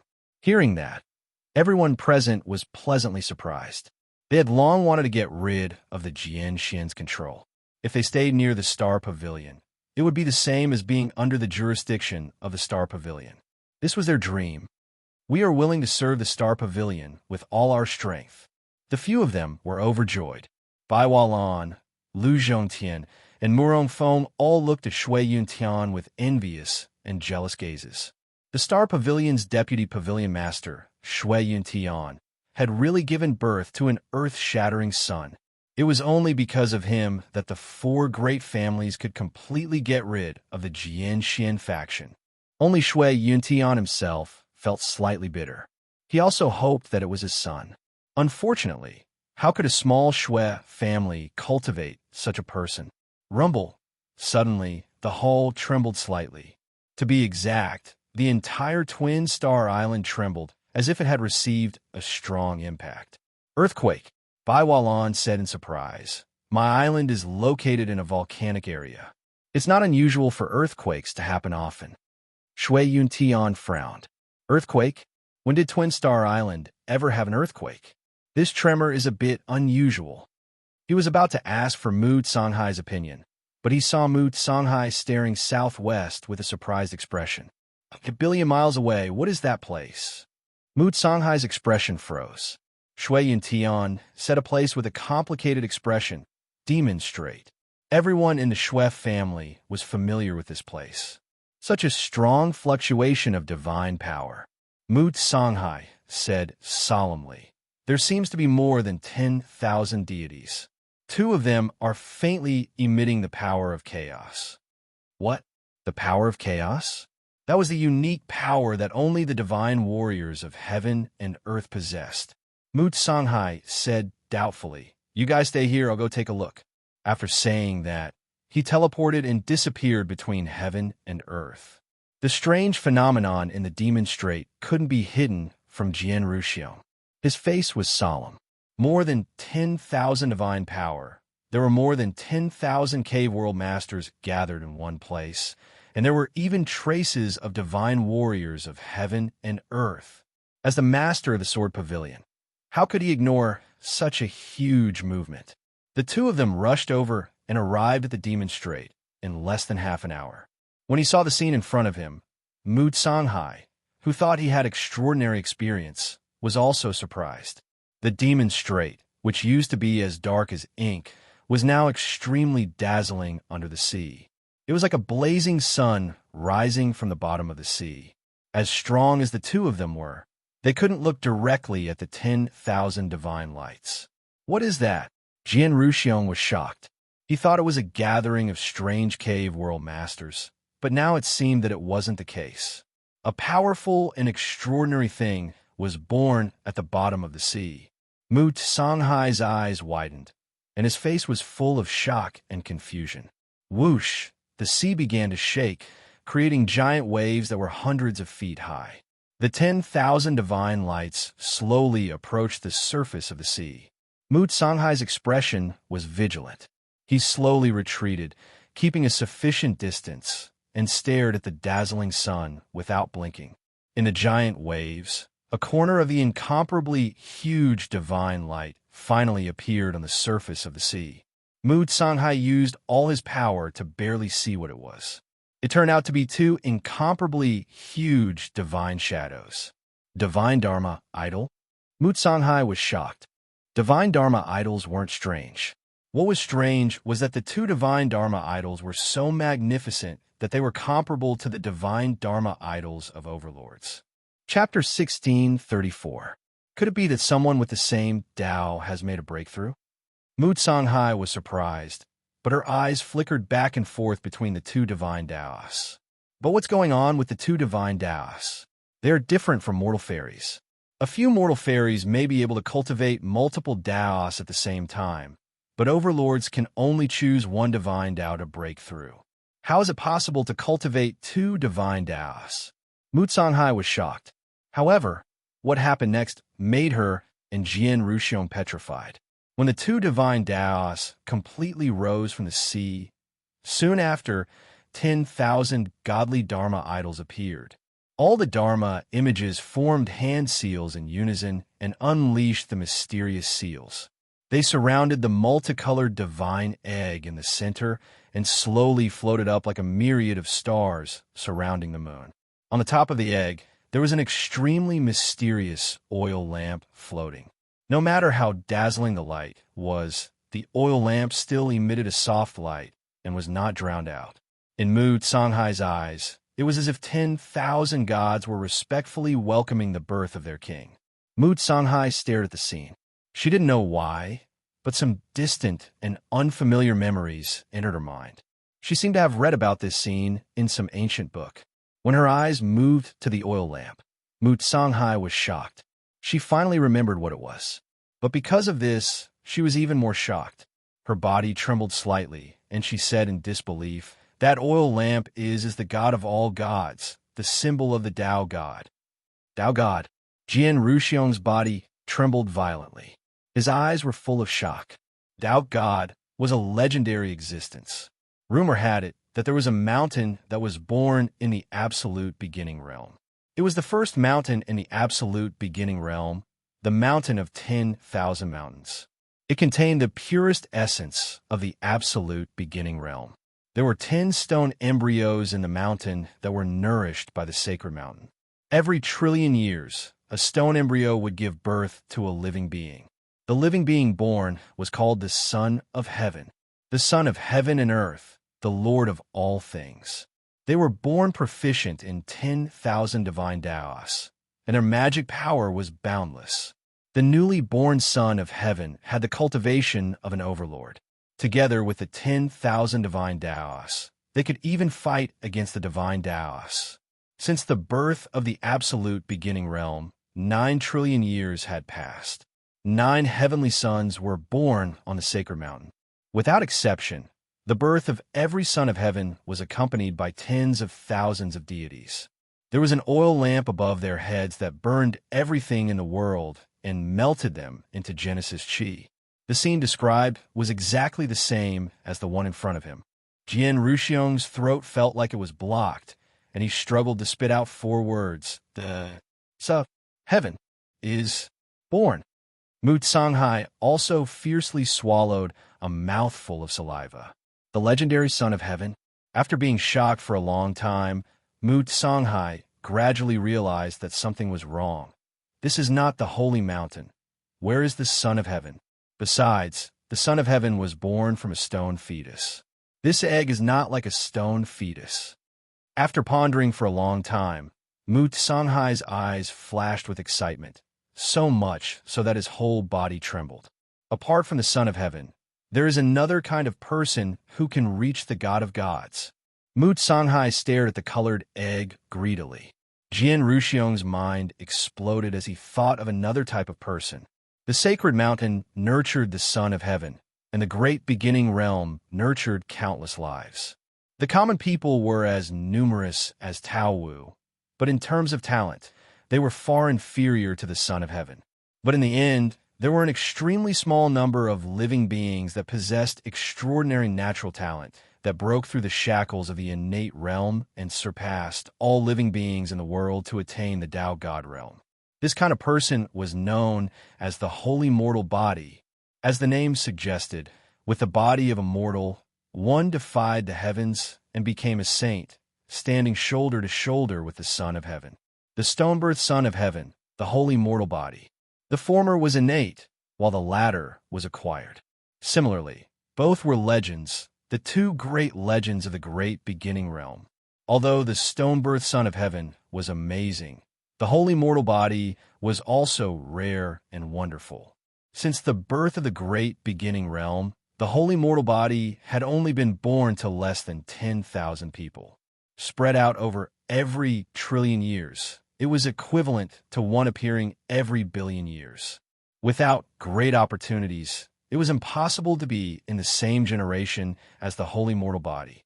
However, Mu Songhai and Jian Ruxiong were not only in the same generation as the holy mortal body, but they had also witnessed the birth of a holy mortal body. A feeling of dying without regrets emerged in the hearts of the two of them. The colored egg flew to the 9 heavens in the welcome of the 10,000 deities. The entire Jianxian Ocean could see the strange, blazing sun shining in the eyes of every living being. The world was witnessing it, and the world was waiting quietly. A roar of thunder suddenly descended. In the sky above Suyu's head, it was as if someone had opened up a huge hole. Blood-red chains slowly descended from the cave entrance. Chains of the Great Path rules. However, chains were usually as black as ink. This section was blood-red. Mu Songhai's body trembled uncontrollably, excited and frightened. It's the Great Path of absolute beginning. The first Great Path rules that were born at the beginning of the Great Beginning Realm. All of the great Tao laws were derived from this blood-red chain. It represented the beginning of the rules, the head of all order. Unless someone broke through the shackles of the divine warriors of heaven and earth and reached another realm that heaven and earth could not tolerate, the great path of absolute beginning would never appear. Among the living beings of the great beginning realm, only a few could witness the great path of absolute beginning in their lifetime. Today, however, they witnessed its arrival. Jian Ruxiong trembled deeply. The great path of absolute beginning must be the foundation of heaven and earth. Whether one can become a divine path depends on whether one can bear the great path of absolute beginning. At this time, sensing the blood-red chain descending from the sky, the 10,000 deities looked up at the same time. Their hands formed seals even faster, their mouths chanting mysterious incantations. For a moment, the divine chant resounded, passing through the stars and the sky. Accompanied by the divine chant, gorgeous flowers fell, wind, rain, thunder, and lightning appeared, and the 4 seasons changed like illusions. All kinds of divine paths appeared at the same time. Thunder path, fire path, ice path, invisibility path. Mu Songhai looked at them one by one and couldn't help but chant.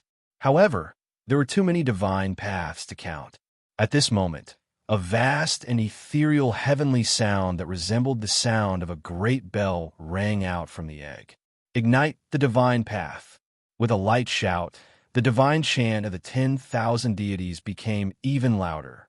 Wisps of flames burst out of the peaceful oil lamp and fell on the bodies of the Dharma idols. In an instant, the 10,000 deities were ignited. The magnificence of this scene stunned all the living beings.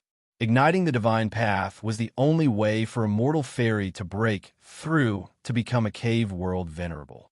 However, it was unprecedented to ignite 10,000 divine paths at the same time. The divine chant became even louder, shaking the heavens and the earth, and shaking the boundless universe. When it fell into the ears of every living being, it was indescribably mysterious, as if they were touching the true meaning of the divine path. The 10,000 deities burned, and all of them turned into nine-colored energy. Absolute beginning chi. It was the first wisp of energy that was born when the world was created, and it evolved everything. A 10,000 deities only gave birth to a wisp of absolute beginning chi. The absolute beginning chi that was born from 10,000 deities couldn't be measured with numbers. The 10,000 deities burned, and 10,000 fist-sized absolute beginning chi surrounded the colorful egg. Two of them were especially huge, like mountains. Accompanied by a soundless roar, the blood-red chain smashed down like a bolt of lightning. A absolute beginning chi met it, but it was instantly destroyed by the red chain. The shattered absolute beginning chi was absorbed by the chain. The chain continued to smash down, as if nothing had happened. The second absolute beginning chi met it, but it was also smashed and absorbed, until the third, the fourth, the fifth, tens, hundreds, thousands of absolute beginning chi flew toward the falling chain like moths to a flame. However, under the chain, the absolute beginning chi was extremely weak, and it was easily smashed and absorbed. When the 8,000 absolute beginning chi was smashed, the speed of the chain's falling speed was only reduced by 10%. Mu Songhai and Jian Ruxiong were extremely nervous, as if they were the ones bearing the absolute beginning great path. Igniting 8,000 divine paths only reduced the speed of the chain's falling speed by 10%. If it were an ordinary person, they would have died under the absolute beginning great path. The chain was only 100 million miles away from the egg, and it would reach it in 10 breaths' time. With the speed of the chain's falling speed, even a divine warrior would die. Sensing danger, the remaining 1,998 streams of Alpha Origin Chi dashed forward. 1 breath later, hundreds of absolute beginning Chi were instantly smashed by the chain. 2 breaths later, hundreds of absolute beginning Chi were smashed again. 3 breaths later, hundreds of absolute beginning Chi were smashed again. 4 breaths later, 5 breaths later, on the 8th breath, all 1,998 streams of primordial Chi were destroyed. The chain's falling speed had become negligible. At this moment, the chain only needed 2 breaths' time to crush the egg. However, the 2 mountainous Alpha Origin Chi finally moved. Bang! The blood-red chain smashed into one of the absolute beginning Chi, and its unstoppable momentum was greatly reduced. When the chain smashed through the entire mountain, it had used up an entire breath's worth of time. When it smashed into the second absolute beginning Chi, its momentum was further reduced, and it slowly came to a stop. Finally, with a soft pop, the last mountain of absolute beginning Chi was smashed through and absorbed. But the chain had completely stopped. It was less than 3 inches from Su Yu's head. Seeing this scene, countless living beings silently heaved a sigh of relief. Mu Songhai was beyond excited. He had succeeded. This divine mortal body had ignited the path of 10,000 gods and carried the great path of absolute beginning. According to ancient records, the great path of absolute beginning would leave a mark of absolute beginning within the body of the divine mortal body. A divine path had been born. However, a scene completely different from what they had imagined occurred. The blood-red chain did not leave any mark. Instead, it suddenly, abruptly smashed down. Its momentum was 10 times faster than before. Crack. The colorful egg was covered in cracks, and it looked like it was about to shatter. Mu Songhai was stunned, unable to comprehend the scene before him. How could this be? It had already carried the great path of absolute beginning. Why would there be a second time? However, what made Mu Songhai's expression even more tense were the cracks around the egg. The divine mortal body surpasses the divine path. If the fetus is broken, the saint will perish. The egg is a fetus. If the egg is broken, then the saint will also perish. Mu Songhai was extremely nervous. Could it be that the great path of absolute beginning did not allow this divine mortal body to become a divine path and wanted to erase him from the world? Why was this happening? Was this divine mortal body not tolerated by the Great Path? Or was it not tolerated by the Great Path? The Great Path was fair. The Great Path was fair to every living being. The Great Path of absolute beginning, as the ancestor of 10,000 paths, was even more so. Why was it only unfair to this sacred body of mortal fetus? Chapter 16:35. Crack. The crack on the egg deepened further. And this was only the remnant power of the chains. Once it hit, the fetus would be broken and the person would die. In the Easter egg, a roar that shook the universe broke out. Tribulation. Immortal. It was the work of a tribulation transcender. It was supposed to bear the weight of the great Tao, but it had become a tribulation of the great Tao. Who among the heroes of the absolute beginning had the ability to change the will of the great Tao? Among all the people Suyu knew of, there is only one type of person who possessed such a great magical power. Tribulation transcenders.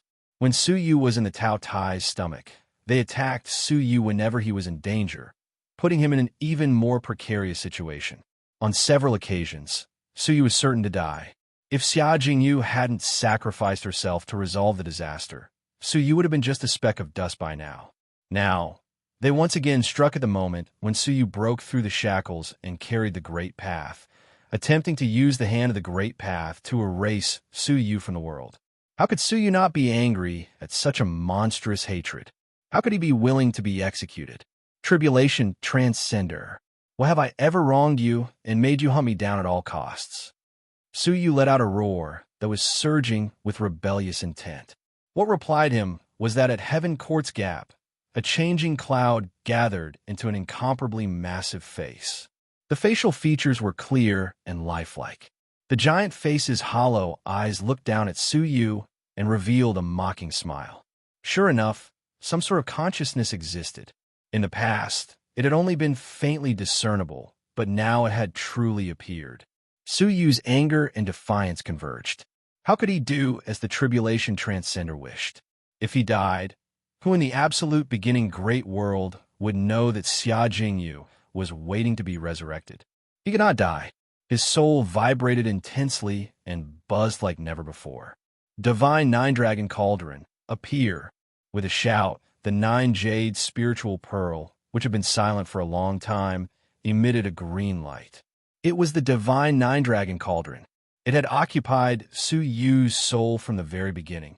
It was the only one whose soul was connected to Suyu.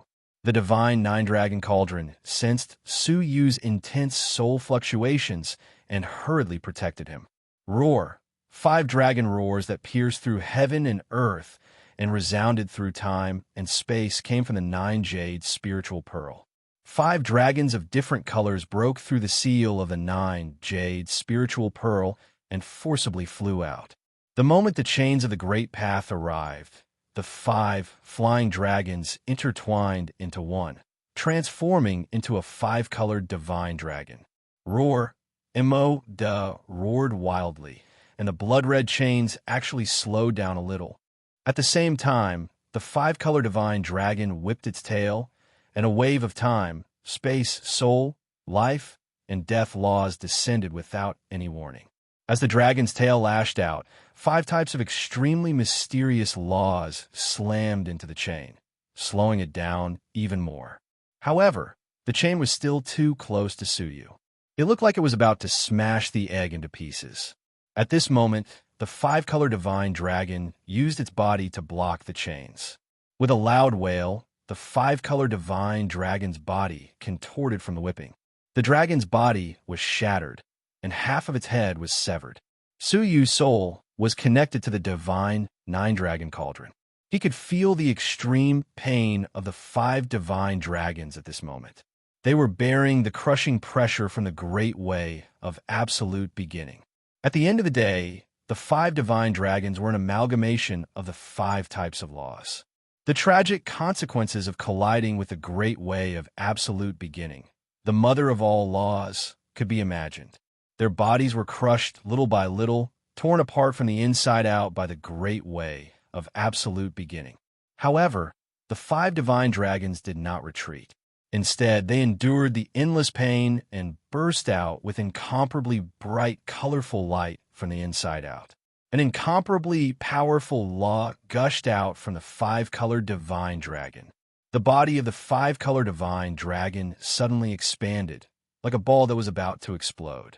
Boom! Without waiting for Suyu to stop it, the five-colored divine dragon exploded. The five-colored light formed an umbrella shape, protecting the egg below. The power of the rule that erupted surged into the sky, forcibly pushing away the chains of the Great Path. Life and death were only a hair's breadth apart. However, the price was the self-destruction of the five-colored divine dragon. The great way of absolute beginning descended twice and returned without any success. It slowly retreated into the huge gap in the sky. The faintly discernible tribulation intent gradually dissipated. The mocking giant face stopped mocking and revealed a sullen expression. In the darkness, there was a cold snort. With unwillingness, the giant face slowly dissipated. Crack! At this time, the egg below, bearing the bombardment of the Great Path rules twice, finally succeeded in igniting the divine flame. It cracked open on its own, revealing a nine-colored person in the form of a human. In the gap in the sky, the blood-red chain flickered, and the mark of an oil lamp flew down and floated on the chest of the human. Suddenly, the world trembled. All the cave world venerables, all the strong mortal fairies, even the Star Pavilion Master, the Sword Pavilion Master, and those powerful existences like the Peak Masters, their divine Laksana, all appeared involuntarily and knelt in the direction of the nine-colored person. It was as if it was the king of many divine paths, the god of all gods. This strange and shocking phenomenon did not stop at the Double Star Island, but swept across the sea of constellations at an incredible speed. Countless sea areas similar to the Sword Pavilion erupted with a powerful overlord aura. They stood at the peak of the sky, staring at the uncontrollable divine Laksana in shock. In the sea of constellations, three majestic existences exuding the power of the ancient times were awakened from their eternal slumber. They were the three great emperors of the sea of constellations. They were legendary existences. No one had seen them for tens of thousands of years. There were rumors that they might have already traveled overseas, and there were also rumors that they had already passed away.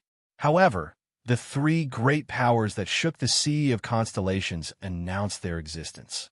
The three emperors did not leave, but there was no longer anything in the sea of constellations that could attract them, except for the divine Laksana that was acting strangely. Somewhere in the sea of constellations, there was a round purple bamboo that reached the endless sky and reached the bottom of the sea of constellations, like a pillar that supported the heavens. Purple bamboo leaves grew luxuriantly, numbering in the tens of millions, and every bamboo leaf was incomparably huge, only bigger than the Double Star Island. Above it was an endless land, an endless number of cities, all kinds of forces and all kinds of different races lived here. In terms of prosperity, even the central island of the Sword Pavilion Seas could not compare. One bamboo leaf was an extremely prosperous island, and there were as many as 10 million bamboo leaves on the purple bamboo. In the Sea of Constellations, there were only 3 places that could have such a magnificent aura. This was the residence of one of the 3 emperors in the Sea of Constellations, the Purple Flower Pavilion. It was a legendary divine bamboo that was born in ancient times, the divine bamboo of creation. In the depths of the Purple Flower Pavilion, a beautiful woman in a long purple dress was sleeping on her side. Around her body were materialized chains, and there were as many as 99 of them. Suddenly, she opened her eyes. There were no pupils in her eyes, but a miraculous scene was playing out. A gorgeous white flower bloomed, withered, fell, was born again, and bloomed again, repeating the cycle. It was as if time and space were passing in her eyes. The chains around her body swayed gently, as if they had sensed something unusual. She slowly got up. It was a normal movement, but it gave off a feeling that she was in harmony with the great Tao of heaven and earth, as if she was the great Tao itself, making people feel extremely comfortable. Through the divine bamboo, The withered eyes of the white flower saw the chaotic scene in the outside world. Mortal fairies, cave world venerables, and overlords, their divine Laksana appeared involuntarily, and they all knelt in the same direction. She was slightly startled, and immediately the scene of the withered white flower in her eyes was annihilated in an instant. A pair of purple pupils emerged. The 10,000 gods greet the sect. This is... Her purple pupils showed a hint of surprise and disbelief, and she said softly and affirmatively, "This is the descent of the Path God." She left the divine bamboo in an instant and looked into the endless distance. That is the border of the purple flower pavilion, not where the sacred mountain is. So, is it the birth of the sacred body of mortal fetus? Her eyes were shining brightly. The sacred body of mortal fetus appears once in a billion years, but the last time it appeared was 30 years ago. Was it an illusion? Why did two sacred bodies of mortal fetus appear one after another? She stared into the distance for a long time, leaving behind a scattered shadow, and disappeared without a trace. Above the double-star island of the Sword Pavilion, Suyu, who had broken through the shackles, stood in the sky. He did not feel the thrill of the breakthrough, but stared at the giant face that was gradually dissipating. Again and again, did the Calamity Fairy think that Suyu was a lowly ant who could not resist? Only they could punish Suyu, but Suyu could not reach or touch them. He thought back to Xia Jingyu, who had sacrificed his eyes and his heart, until only a wisp of hair was left. Suyu's eyes were filled with monstrous hatred. "As you wish, I have come to the great beginning realm. Can you still hide in the darkness and wait for disaster to befall you?" Suyu clenched his 5 fingers, and a 9-colored power of the myriad path god was grasped in his palm. Solid chains of the rules were born out of thin air. This scene shocked the eyes of all living beings. Mutsanghai was extremely excited. This is the unique power of the path gods, the power of Tao. It is rumored that the path gods can create rules out of thin air. Overlords could only touch the rules, and only the divine warriors of heaven and earth could use the rules. And the path gods could directly create the rules. The red oil lamp mark on Suyu's chest emitted a faint light, and a trace of the power of Tao entered Suyu's body. It was this mark that allowed Suyu to master the power of creating the rules. Time, space, soul, life, and death. 5 thumb-sized chains were created out of thin air. They danced like snakes in Suyu's palm. The mark of the rules. Suyu shouted coldly. He clenched his 5 fingers, and the 5 thumb-sized chains merged into the shape of a 5-colored divine dragon. The 5-colored divine dragon, the size of an index finger, soared into the sky and disappeared into the giant face that was about to disappear. Suddenly, the giant face showed a look of anger, as if it had been provoked by an ant. On the forehead of the giant face, a mark of the 5-colored divine dragon appeared. No matter how the giant face twisted, the 5-colored divine dragon mark did not fall off at all. It disappeared together with the giant face. Suyu's eyes were like lightning, and he suddenly turned and shot to the north. The mark appeared in the extreme north. The 5-colored divine dragon mark was imprinted on the body of the tribulation fairy through the giant face. Because of this, the giant face showed a look of anger. This mark was created by Suyu, and it had his own scent. No matter how far away it was, Suyu could feel it. Chapter 1636. What you have done to me and to Xia Jingyu, I, Suyu, am here to pay you back. Suyu said coldly. Swoosh! 2 sonic booms rang out as Mu Songhai and Jian Ruxiong rushed over. Their faces were filled with reverence. Suyu glanced at them and uttered the word, escape, indifferently. In an instant, the way of escape emerged around him. He disappeared into thin air. Mu Songhai and Jian Ruxiong looked to the north and were about to chase after him when Suyu's breath suddenly disappeared. The 2 of them stopped in their tracks. Mu Songhai sighed deeply. As expected of a path god, you can use all kinds of divine paths freely. You must have used the way of concealment at this moment. Jian Ruxiong was unwilling to give up. He held his sword and prepared to search for Suyu.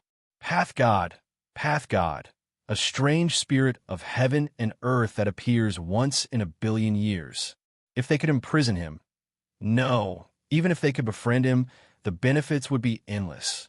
Swordmaster, I think you'd better take care of yourself first. Mu Songhai's cold voice came from behind. The birth of a mortal divine body was just an interlude. She would not forget the purpose of this trip. Jian Ruxiong stopped in his tracks.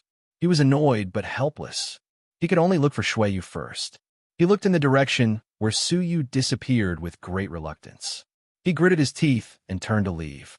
At the same time, on the central island where Jian Xian was, in a long closed cave of 10,000 dragons, there was a creature at this moment. His whole body exuded an extremely fierce aura.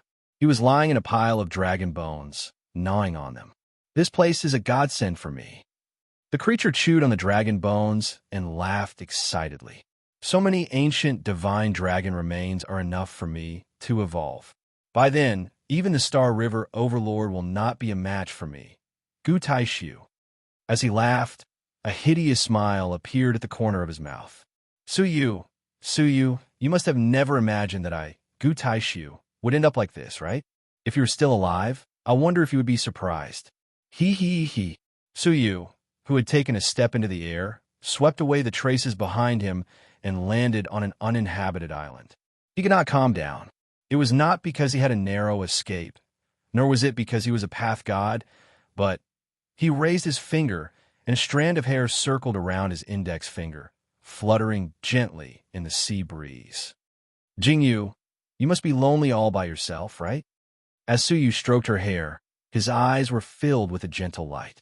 It was as if he was protecting the most precious treasure in his life. After returning to the Jinlong continent, Xia Jingyu traveled alone. Perhaps she had already foreseen the existence of the Tribulation Fairy, and had foreseen that Suyu's life was unpredictable. Therefore, he had been searching for a way out for Suyu all alone. Those years must have been lonely, right? The corners of Suyu's mouth were filled with nostalgia and love as he sat down cross-legged. He looked at the 9-jade spiritual pearl and said, "Strip."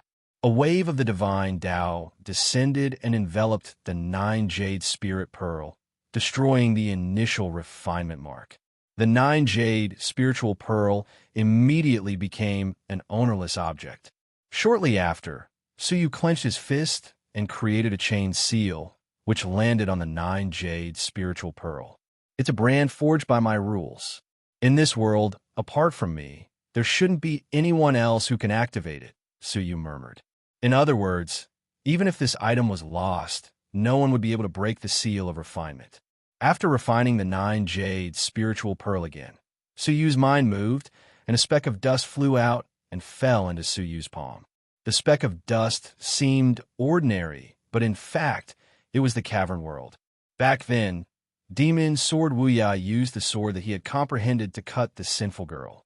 Suyu then stored the drop of divine blood in this cavern world. When he opened the cavern world, there was no blood in the empty world. Instead, there was a graceful, slender, and beautiful figure. Her face was covered by a mysterious mass of air. But that figure, that familiar breath, who else could it be other than the sinful girl? Suyu was a little surprised at first, and then he sighed softly.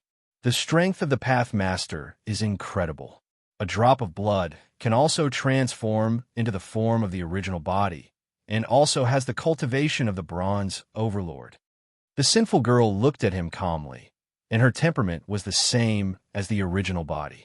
She looked at Suyu like a fairy who did not eat the food of the world, and said lightly, "You are not bad, too. In just a year, you achieved the top of the 8,000 divine paths to 10,000 divine paths, and became a path god. No wonder you are the descendant of the ancient god Jiulong, and you have the holy mortal body, just like him in the past."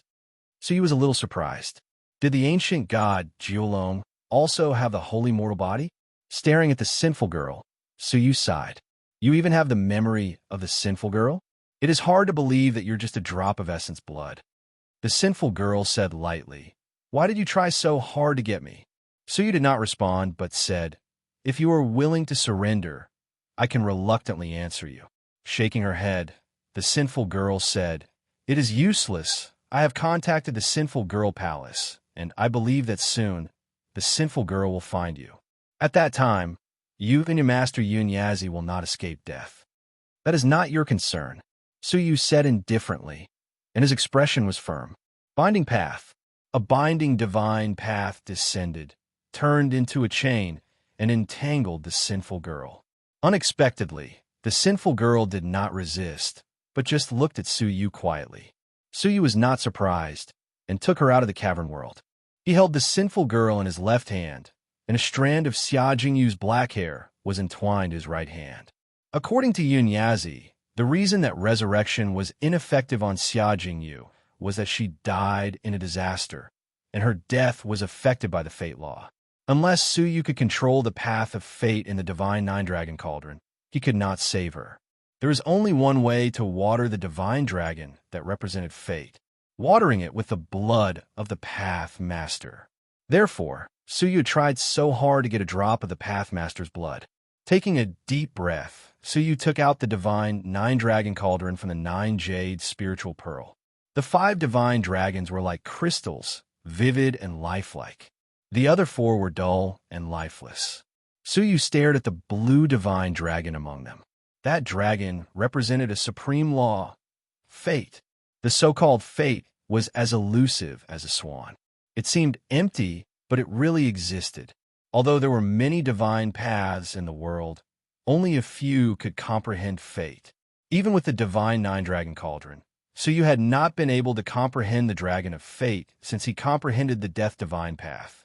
Now, with the help of the Pathmaster's blood, he could give it a try. The dragon of fate. The sinful lady looked at the divine nine-dragon cauldron with a calm expression. "So, you want to use me to water the divine nine-dragon cauldron to comprehend the path of fate?" "I see." Suyu stared at her. "So, have you decided to resist?" The sinful lady shook her head lightly. "No, I am no match for you. Resistance is meaningless. Besides, you will be captured and brought back to the sinful lady palace soon.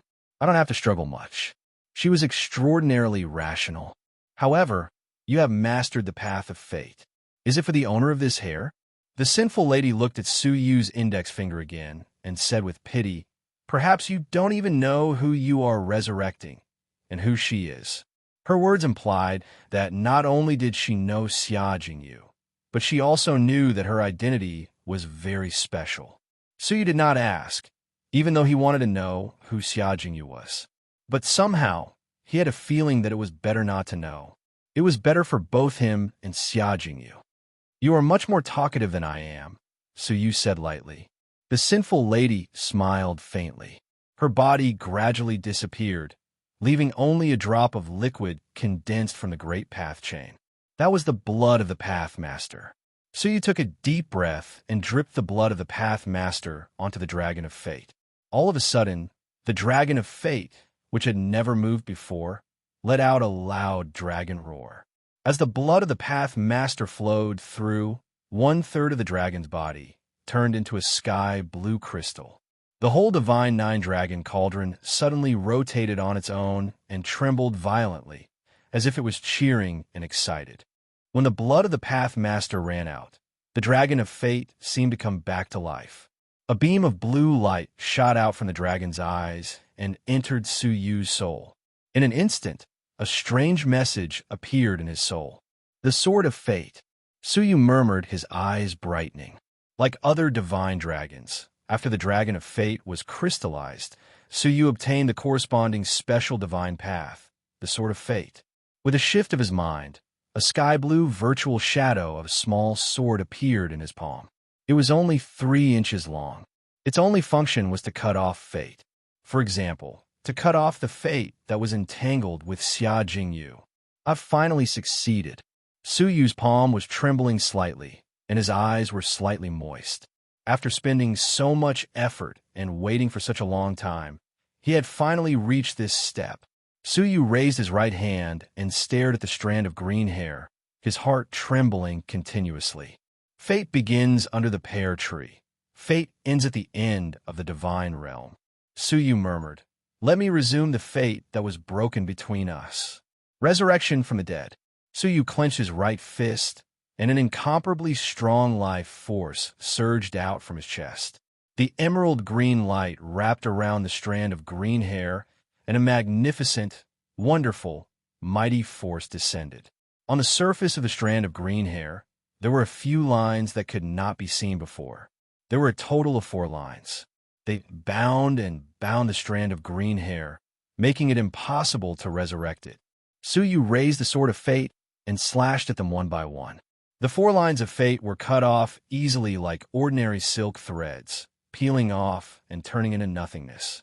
The binding of fate was gone, and the strand of green hair turned from 10 to 11, from 11 to 12, from 12 to 13. Suyu counted without blinking, his heart thumping wildly, as if he was protecting a weak flame, until the smooth strand of green hair draped over his shoulder. The end of the strand of green hair began to form a skin sac. Within the skin sac, meridians were formed, and outside the meridians, flesh and blood were formed. Xia Jingyu's breath appeared bit by bit as her body was being reconstructed. At this moment, Suyu's eyes were moist. It was Xia Jingyu. The eyes, the heart, and the body that she had sacrificed for Suyu were all being restored one by one. His right arm gradually became heavier, giving Suyu a sense of security that he had never felt before. The great remorse in his heart had been alleviated at this moment. Jingyu, let's go back to Shinhua Island together. Let's go back to the pear tree and finish teaching the unfinished divine decree, okay? Suyu stared at the person in his arms, who was gradually becoming plump. It was as if they had returned to the beginning. Under the moonlight, amidst the garden full of pear blossoms, Xia Jingyu was lying in his arms, enjoying the ethereal divine decree in peace. Xia Jingyu was lying in the crook of his arm in the emerald light. Her life force was gradually weakening, a sign that her resurrection was about to be completed. On the contrary, Xia Jingyu's life force was getting stronger, and her soul aura was getting stronger. Jingyu, we have finally reunited. Suyu let out a long sigh, his heart filled with a deep sense of vicissitudes. It was as if they had not been separated for 20 years, but for several eras. Suyu stared at the person in his arms, watching Xia Jingyu return from the emerald light with his own eyes. Bit by bit, drop by drop, Xia Jingyu gradually became clearer. However, Suyu's expression changed from surprise to doubt, then to shock, and finally to stupefaction. The person in his arms slowly opened her eyes, which were bright and pure, as if she had never been tainted by the world. Those were the eyes of a child. She looked at Suyu, blinked her eyes, and said, "Uncle, who are you?" Not receiving a response, she jumped out of Suyu's arms in fear. Her body was small, and her face was young. She looked less than 10 years old. Chapter 16:37. Her facial features vaguely had the charm of Xia Jingyu, especially that pair of bright eyes. Apart from being innocent and pure, they were exactly the same as Xia Jingyu's. How did this happen? Suyu's mind went blank. Based on Suyu's experience in resurrecting others, he had always been resurrected until the moment before his death. Only Xia Jingyu looked the same as when she was 10 years old. 10 years old. When he was 10 years old, he had never met Xia Jingyu. Both of their lives did not have each other. "Uncle, who are you?" Xia Jingyu's small and weak body shivered in the cold wind. Her pure and bright eyes looked at Suyu with fear and curiosity. "Uncle?" Suyu felt as if something had been broken. It rolled across his cheeks and turned into a desolate smile. His lover under the pear blossoms under the moonlight, the tearful farewell at Shinhua Island, the vow to see the world on his behalf. One scene after another, like mottled leaves shredded by the autumn wind, fluttering and falling into the frosty morning. A great sorrow lingered in his heart. White clouds drifted leisurely, and time and space were quiet. The world was vast, but Suyu seemed to be the only one left, walking alone in the lost wilderness. "Jingyu," Suyu muttered as he took out a black book. The 4 words "starry sky, heavenly tome" were worn away by time. His fingers gently brushed past it. He was clearly touching the thing he loved the most, but every inch he touched felt like he was being cut by a knife. The pain spread to the deepest part of his soul. The black book opened on its own. A fluorescent light shot out from the book and interweaved in the void to form a scroll, moving like a projection. In the picture was Xia Jingyu, her beautiful figure. The projection continued, replaying every detail of Xia Jingyu's life. Every place she walked, every object she saw, was recorded in detail.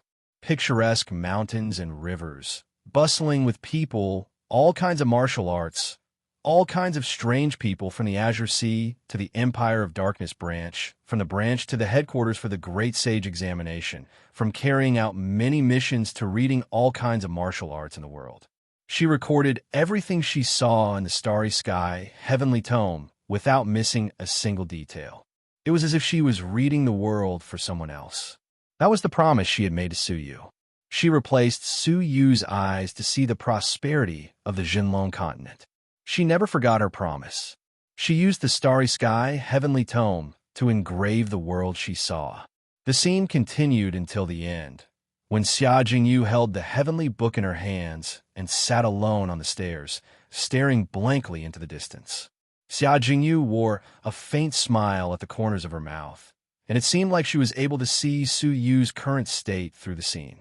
She looked at Su Yu's eyes, which were filled with tenderness, and said, "Brother Su Yu, when you see this, I won't be here anymore. I don't know how long I accompanied Brother Su Yu before I left, and I don't know whether I was happy when I left. It's a pity that I can't see the future, and I can only hope that I left in Brother Su Yu's arms." At this point, Xia Jingyu's snow-white face blushed. She was delicate and beautiful, like a red lotus in the wind. Xia Jingyu bit her rosy lips, then gathered her courage and shyly looked into Su Yu's eyes. "Brother Su Yu, I don't know whether I told you about my feelings for you before I left. Actually, I like you, and I have always liked you. My words must have scared Brother Su Yu, right?" Xia Jingyu's face was filled with regret. "Am I being too selfish? I clearly know that Brother Su Yu has Xian, yet I still troubled him." After she thought about it for a moment, Xia Jingyu shook her head and forced a smile. "Anyway, I'm already gone, so you don't need to worry about it." Her smile was filled with loneliness. "Okay, Brother Su Yu, goodbye. These might be my last words to you. If you know that I'm dead, don't be sad. My world has been wonderful because of you, and I'm satisfied with it. I don't have any regrets." Xia Jingyu stood up with a smile in her bright eyes, and her black hair fluttered in the wind. "Finally, I wish that you and Xian will grow old together, and forgive me for not being able to attend your wedding. Goodbye, my most beloved Brother Su Yu." As the last wisp of her voice faded away, the starry sky, heavenly book's light dimmed, and it closed by itself. It then floated into Su Yu's palm.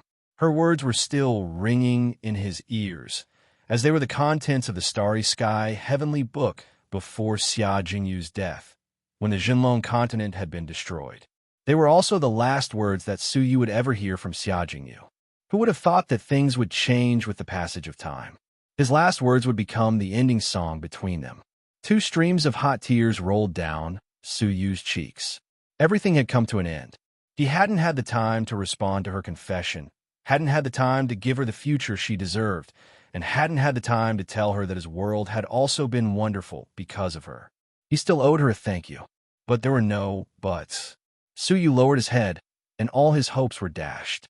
There was nothing sadder than a dead heart. To Su Yu, this was the most vivid description. The world was silent, and time was silent.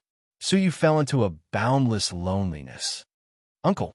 The 10-year-old girl walked over and stretched out her slender fingers to wipe away the tears on Su Yu's cheeks. Su Yu raised his head, and the girl's figure was reflected in his dim pupils. A wisp of killing intent and a wisp of crazy thoughts were growing in his heart. If he killed her and tried to revive her again, would it bring Xia Jingyu back to life? The girl shivered in fear, and her bright eyes were filled with tears. She shivered as she asked, "Uncle, do you want to kill me?" Su Yu was indifferent, and the coldness in his eyes became deeper and deeper. The girl shivered, but she bit her lips and didn't flinch. She cried, "I don't know why Uncle wants to kill me, but I'm willing to let you kill me. It's as if I've already prepared to die for you, like a fallen leaf, and willingly enter the raging fire. Boom! Thousands of thunders exploded in Suyu's mind. The twisted killing intent in his heart receded like a tide. His dim eyes focused again, and he fixed his gaze on the girl in front of him. "You said you're willing to die for me?" Suyu looked at her, and his chest was beating rapidly. At this moment, Suyu felt like he was facing Xia Jingyu as he faced the 10-year-old girl. The girl replied in a daze, "Yes." She stared at Suyu's face, stretched out her tender little hand, and wiped away the tears on Suyu's cheeks. She said softly, "I don't know why, but it seems like we've met before." It was vaguely under a pear blossom moon. "Uncle, have we really met before?" Suyu's heart was in turmoil. No, the girl in front of him wasn't the 10-year-old Xia Jingyu. At that time, Xia Jingyu didn't know the pear blossom moon. "Don't move." Suyu seemed to have grasped the last ray of hope. He operated the path of destiny and glanced at the girl's body again. Finally, he fixed his gaze on her forehead. For traces, which were invisible to the naked eye, came into view. Those were the traces left behind by the destiny.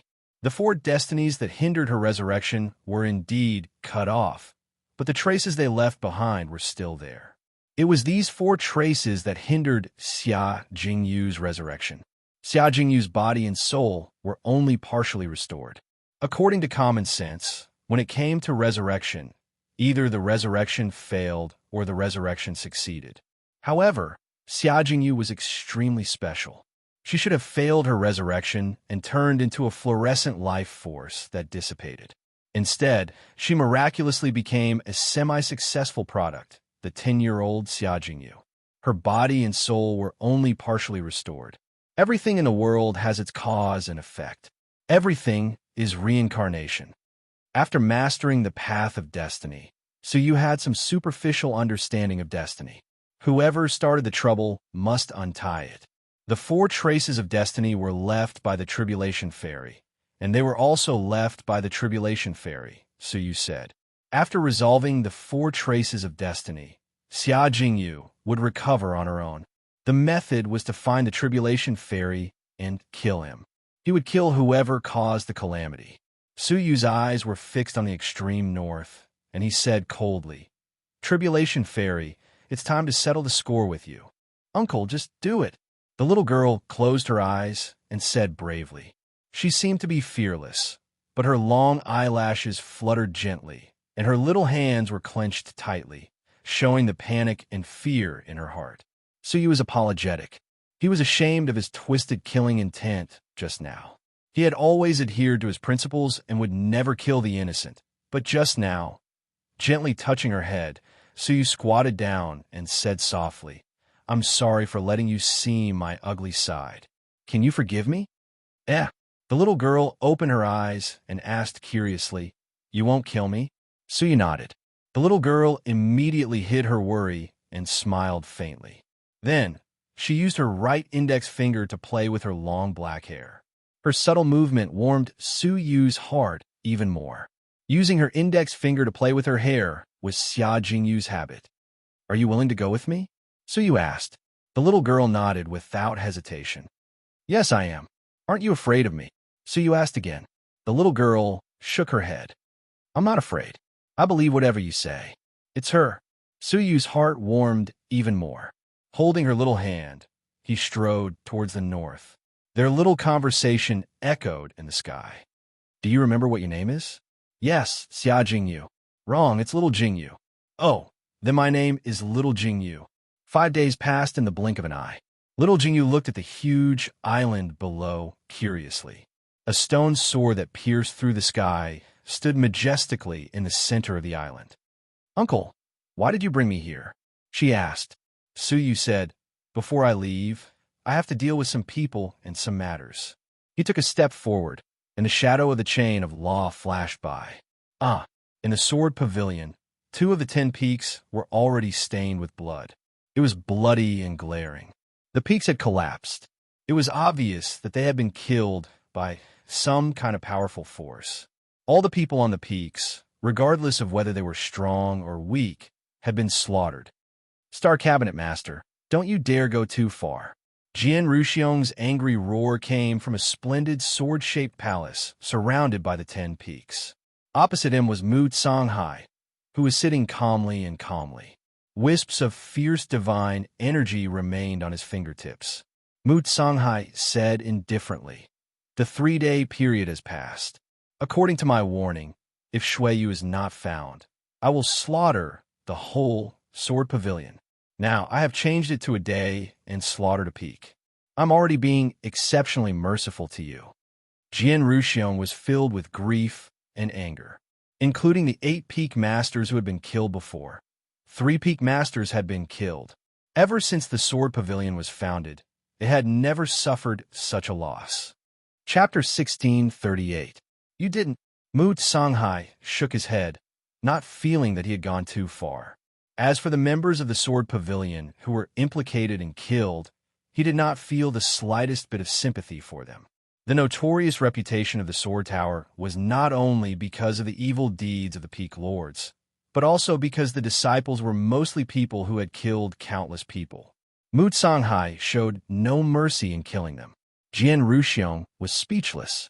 He thought that he could retrieve the royal scepter dragon sovereign sword, and that he no longer had to fear the Star Pavilion. That was why he was so daring. Who would have thought that things would turn out contrary to his wishes, and he would end up in such a passive position? But Shuiyu's whereabouts are unknown. It's impossible to find him. Jian Ruxiong was extremely regretful. If he had known that Suyu was so difficult to deal with, why would he have acted with such great fanfare? Are you trying to say that Shuiyu's whereabouts are unknown, and it has nothing to do with you? Mu Songhai's expression gradually turned cold. Jian Ruxiong clenched his fists and said hatefully, "Is his life worth the lives of tens of thousands of our disciples? Star Pavilion Master, don't push us too far." Mu Songhai's eyes were slightly cold. An incomparably tyrannical aura gushed out and swept the surroundings. He coldly said, "The one who forced our Star Pavilion into a corner is you. Do you know what kind of order the headquarters of the Star Pavilion has given?" Thump. Jian Ruxiong had an extremely bad premonition. He was originally puzzled. Mu Songhai should have been busy with something very important, and it was impossible for him to leave. So why did he personally leave?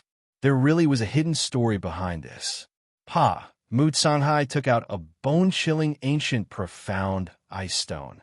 Mystic ice was not rare. At the very least, it was extremely common in the Sea of Constellations. However, the profound ice stone was an ancient divine stone that could only be condensed from profound ice after billions of years. Its preciousness was not inferior to an emperor-level divine weapon. However, Mu Songhai casually shot out one. As the Star Pavilion Master, it was not strange for him to have profound ice stones.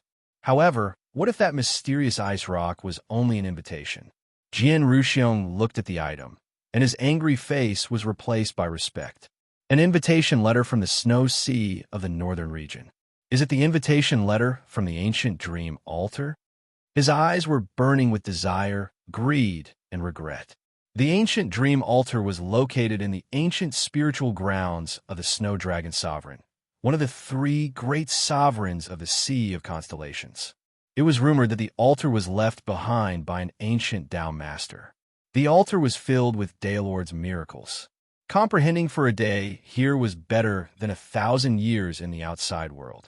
Back then, the Snow Dragon Sovereign was just an ordinary overlord-level powerhouse. There were many more talented individuals in the Sea of Constellations than him. However, he was the only one who had broken through to the martial Emperor realm because of the ancient dream altar. He was chased by someone and fell into a desperate situation, accidentally falling off the altar. After comprehending for 300 years, he came out of seclusion. His body was filled with the desolate power of an emperor, shocking the heroes of the world. The enemies that chased after him in the past had been cleanly slaughtered by the Snow Dragon Emperor, not a single one remaining. Not only that, but he had also broken the Sea of Constellations subjugation crusade between the 2 great sovereigns, becoming the 3rd sovereign on par with them. Since then, the ancient dream altar had become a holy land that countless people yearned for. Even the other two emperors had the intention to explore this place. Unfortunately, the Snow Dragon Emperor had used his unique power to seal this place. Unless he opened it, no one could enter. Only in this way could he sever the delusions of the heroes of the world. But what was strange was that the Snow Dragon Emperor did not completely block off the path. Instead, he promised to open it once every 300 years. As long as one was invited, they were qualified. Every 300 years, those who were qualified would receive an invitation to the ancient dream altar. The Star Pavilion was undoubtedly the most qualified one, and the seemingly powerful Jian Xian had no value in the eyes of the Snow Dragon Emperor. Naturally, there was no point in inviting him. The Star Pavilion headquarters received 10 invitations. My Jianxian Sea region's Star Pavilion branch is relatively weak among the many branches. Originally, we were not qualified. Mu Songhai's killing intent became colder, but after the headquarters received the information of Master Shui, they made an exception and gave me an invitation. Jian Ruxiong, why don't you tell me? If I report to the headquarters that Master Shui has met with misfortune, are you more unlucky or am I? The answer was obvious. They were both unlucky. Jian Ruxiong broke out in cold sweat. The Star Pavilion headquarters was a huge entity that spanned across the sea of constellations and even the other seas. In terms of power, even the three emperors were wary of it. If the Star Pavilion headquarters were to vent their anger, Mu Songhai would not be able to escape punishment.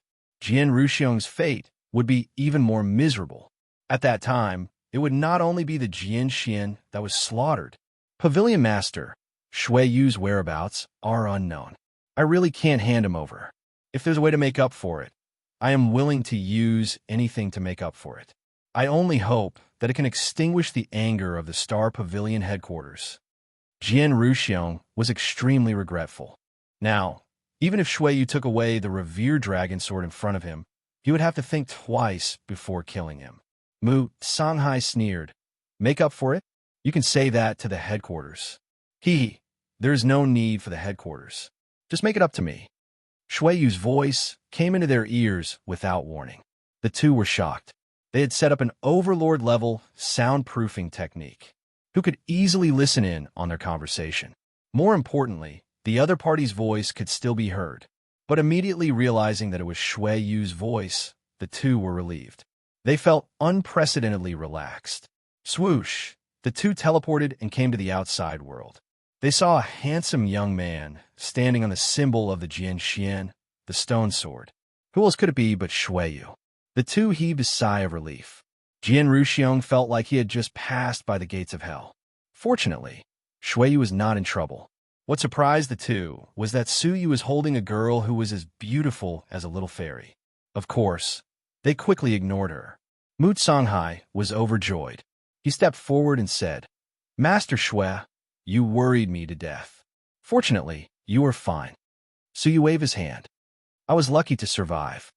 Hearing that, Mu Songhai stared at Jian Ruxiong coldly. Hints of danger flickered in the depths of his eyes. Master Shui, who chased after you? If you can point them out, I will kill them all.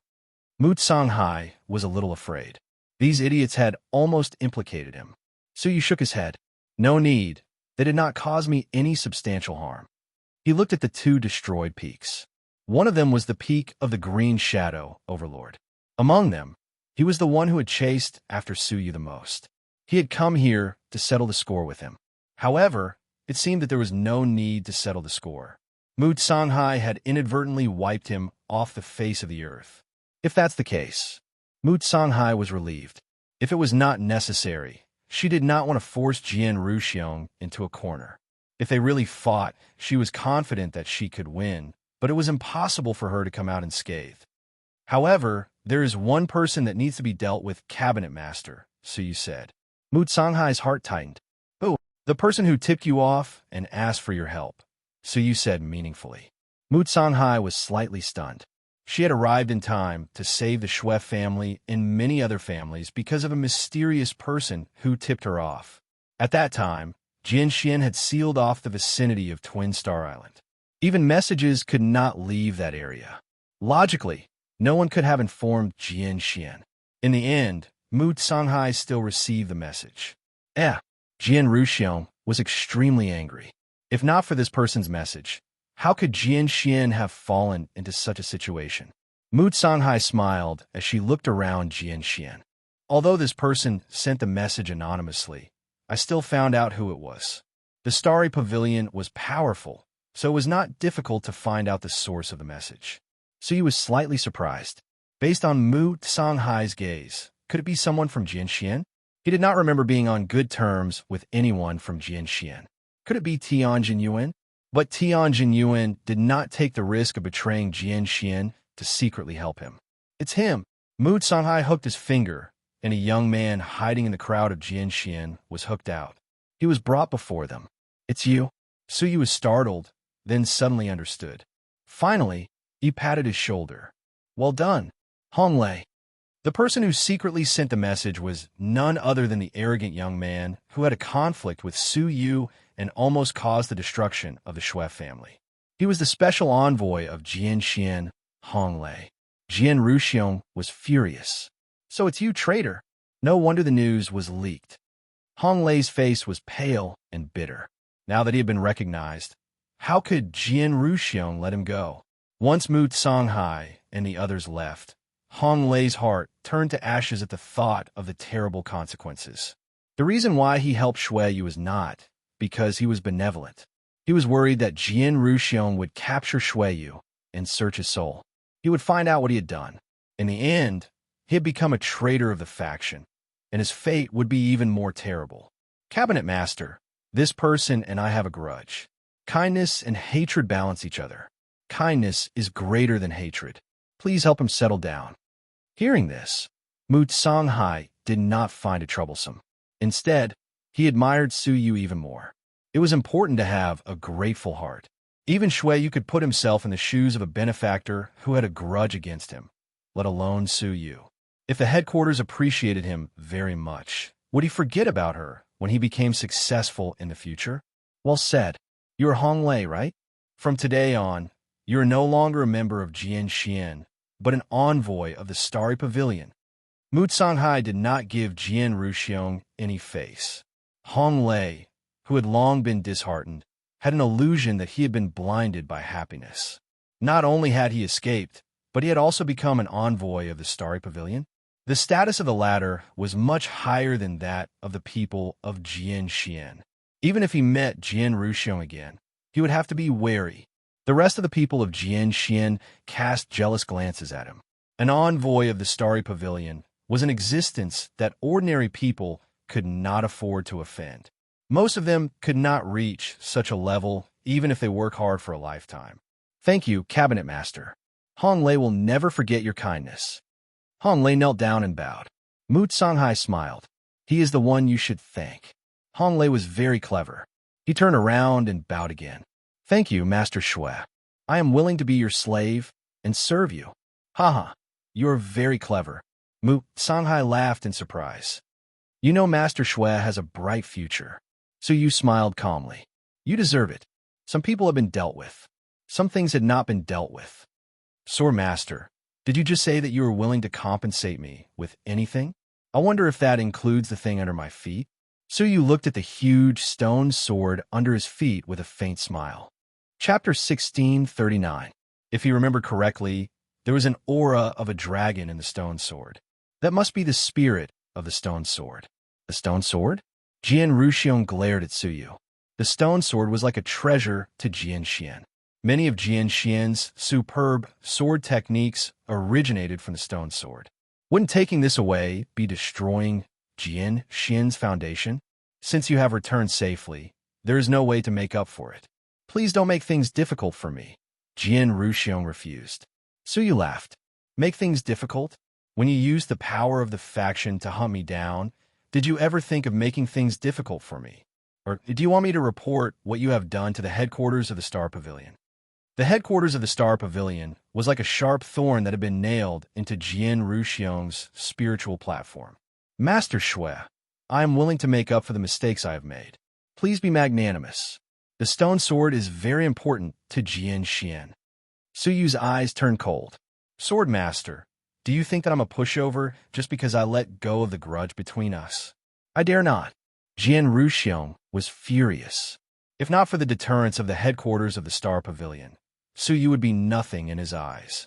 He could kill Su Yu with a single strand of his hair. At least, that was what he thought. Then get out of my way. Su Yu exerted strength in his feet and shook them fiercely. The stone sword shook the nearby ground with a bang and loosened up. Jian Ruxiong shouted, "Stop!" Swish! The ancient figure flickered before him, and a pair of cold eyes pierced over like icy blades. Jian Ruxiong, I advise you to let Master Shui have whatever he wants. Otherwise, I don't mind stretching my body a little more. She glanced at the remaining peaks threateningly. Jian Ruxiong said angrily, Mu Songhai, you should know what the stone sword means to me.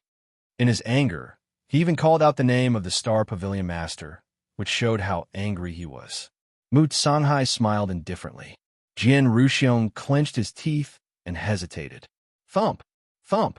Suddenly, a series of heartbeats came from within the stone sword, as if the sleeping spirit within had awakened. The spirit of the stone sword? Jian Ruxiong was shocked. Then he shouted, The one who triggered the spirit of the stone sword was you, Shuiyu. On the day of the 10,000 Dragon Cave, the artifact spirit of the stone sword suddenly awakened, alarming Jian Ruxiong. He immediately captured a large number of people from the island forces near the stone sword and searched their souls one by one. In the end, he found nothing. So that person was Shuiyu. This stone sword came from a myriad dragon caves, dragon domain. When it was discovered, it had already nailed a divine dragon at the level of the divine warrior of heaven and earth to death. If he could activate the weapon spirit and refine this sword, he would be invincible among the overlords. Jian Ruxiong was confident that he wouldn't even need to fear the lofty purple dream monarch. No matter how hard he tried, he couldn't activate the artifact's spirit. This had become his greatest regret. Therefore, when he realized that someone had awakened the artifact's spirit, he was extremely excited. Unfortunately, that person was not among the people who were captured that day. Now, that the person who had awakened the sword spirit was none other than Su Yu, who was right in front of him, he was extremely shocked. While he was shocked, his mind raced. A trace of madness spread in his heart. Not only did Su Yu have the ability to awaken the stone sword's artifact spirit, but he also had the royal power dragon sovereign sword, the Dragon Emperor's treasure. If he could capture him and obtain two reverse treasures at the same time. So what if he was hunted down by the Star Pavilion and the Sword Pavilion was destroyed? As long as he was given time to refine it, becoming the fourth divine warrior of heaven and earth in the sea of constellations was not out of reach. Most importantly, there was only one person standing in front of him, Mu Songhai. The madness grew stronger and stronger, and finally replaced reason. He made a decision and stepped into the gates of hell. Evil creature, that's enough. Jian Ruxiong roared. You stole my stone dragon bone sword, and now you're trying to take the stone sword. Do you really think there's no one in the sword pavilion? His eyes narrowed into a pair of sword-shaped pupils, exactly like his son Jian Feiming. The difference was that the pair of sword-shaped pupils were extremely powerful. Wherever his gaze passed, it was as if an invisible sword of light had swept past. Mu Songhai seemed overbearing, but in fact, he was already prepared. Although Jian Ruxiong's attack was sudden, Mu Songhai dealt with it easily. Divine light flashed around him, and a barrier appeared. On the barrier, dense sword marks flashed like raindrops. Jian Ruxiong, I didn't expect you to really dare to attack me. Mu Songhai glanced at the stone sword that seemed to have a beating heart. She looked calm on the surface, but secretly, she was slightly helpless. The worst result had happened. Jian Ruxiong had been forced to rebel. Humph! Your Star Pavilion has gone too far. The Sword Pavilion will not allow anyone to trample on our dignity. Jian Ruxiong raised his arm and shouted. The mountain guarding formation of the Sword Pavilion opened. Swish! Swish! In an instant, countless swords sounded from all directions of the central island. One by one, the swords flew across the sky. Their heads and tails joined together, covering the sky and sealing off the entire central island. Locking the central island and not allowing anyone to leave? Hong Lei's heart sank, and he smiled bitterly. It's over. The mountain guarding formation's aura is connected to the central island. Unless the entire island is destroyed, attacking the seal alone will not be effective. So you stopped taking out the sword and looked up at the sky. His eyes were calm. It was as if he was not surprised by Jian Ruxiong's actions. Looking at Mu Songhai, so you said, Cabinet Master, it looks like a fierce battle is inevitable. Mu Songhai smiled confidently. Master Shui, don't worry. As long as I'm still alive, I will not allow you to be hurt. So you calmly looked at the few peak masters, who were gradually approaching him, and sighed silently.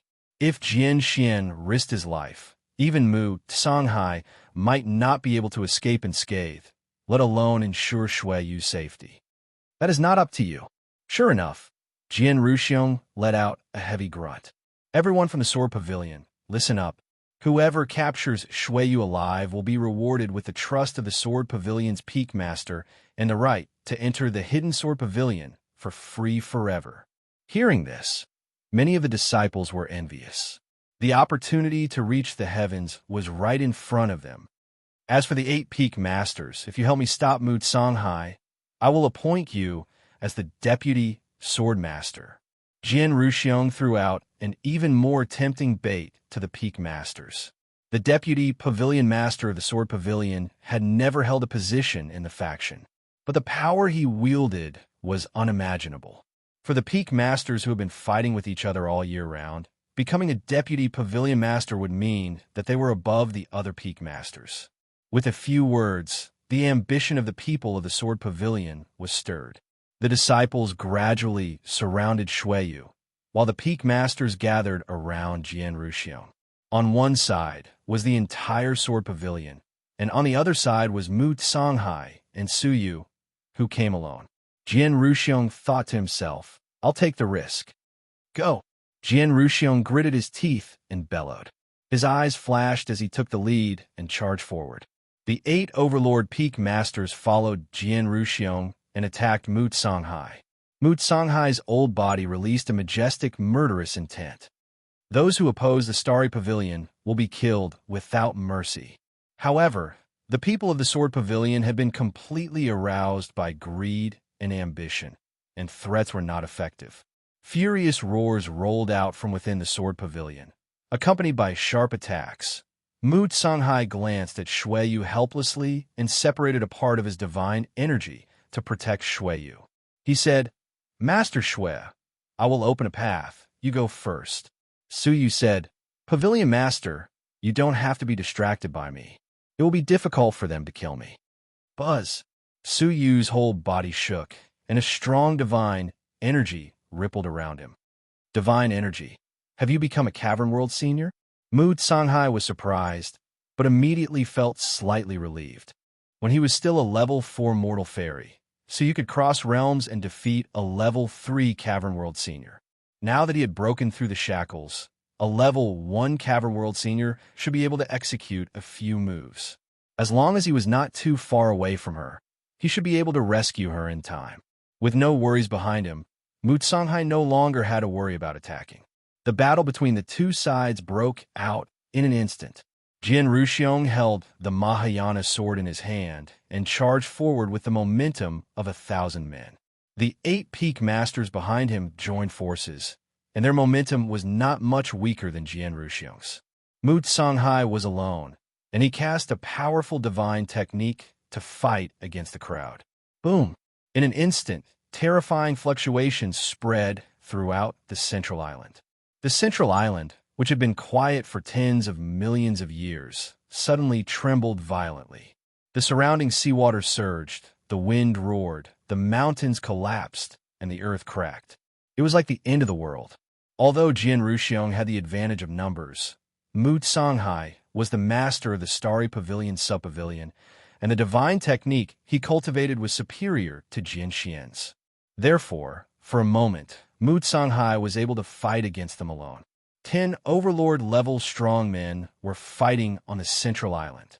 At the same time, the disciples of the Sword Pavilion, who had lost their minds, also launched a fierce siege on Shui Yu. looking around at the pairs of eyes that were filled with numbness, indifference, and greed like that of a beast.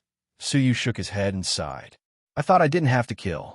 Despite being chased so miserably, Suyu stuck to the bottom line of not killing the innocent and did not pursue the responsibility of the ordinary disciples. However, it seemed that not many people appreciated his kindness. With a self-deprecating smile, Suyu's feet were suspended in the air. He left the stone sword under his feet and looked coldly at those approaching. Shuiyu, in short, you deserve to die. An old man in a plain robe mumbled the excuse of attacking with good reason. However, after searching his mind, he could not find any fault with Suyu. Suyu smiled indifferently, without saying a word. He flicked his finger, and a mass of purple-red light appeared. The intense divine paths of time and space were incomparably majestic.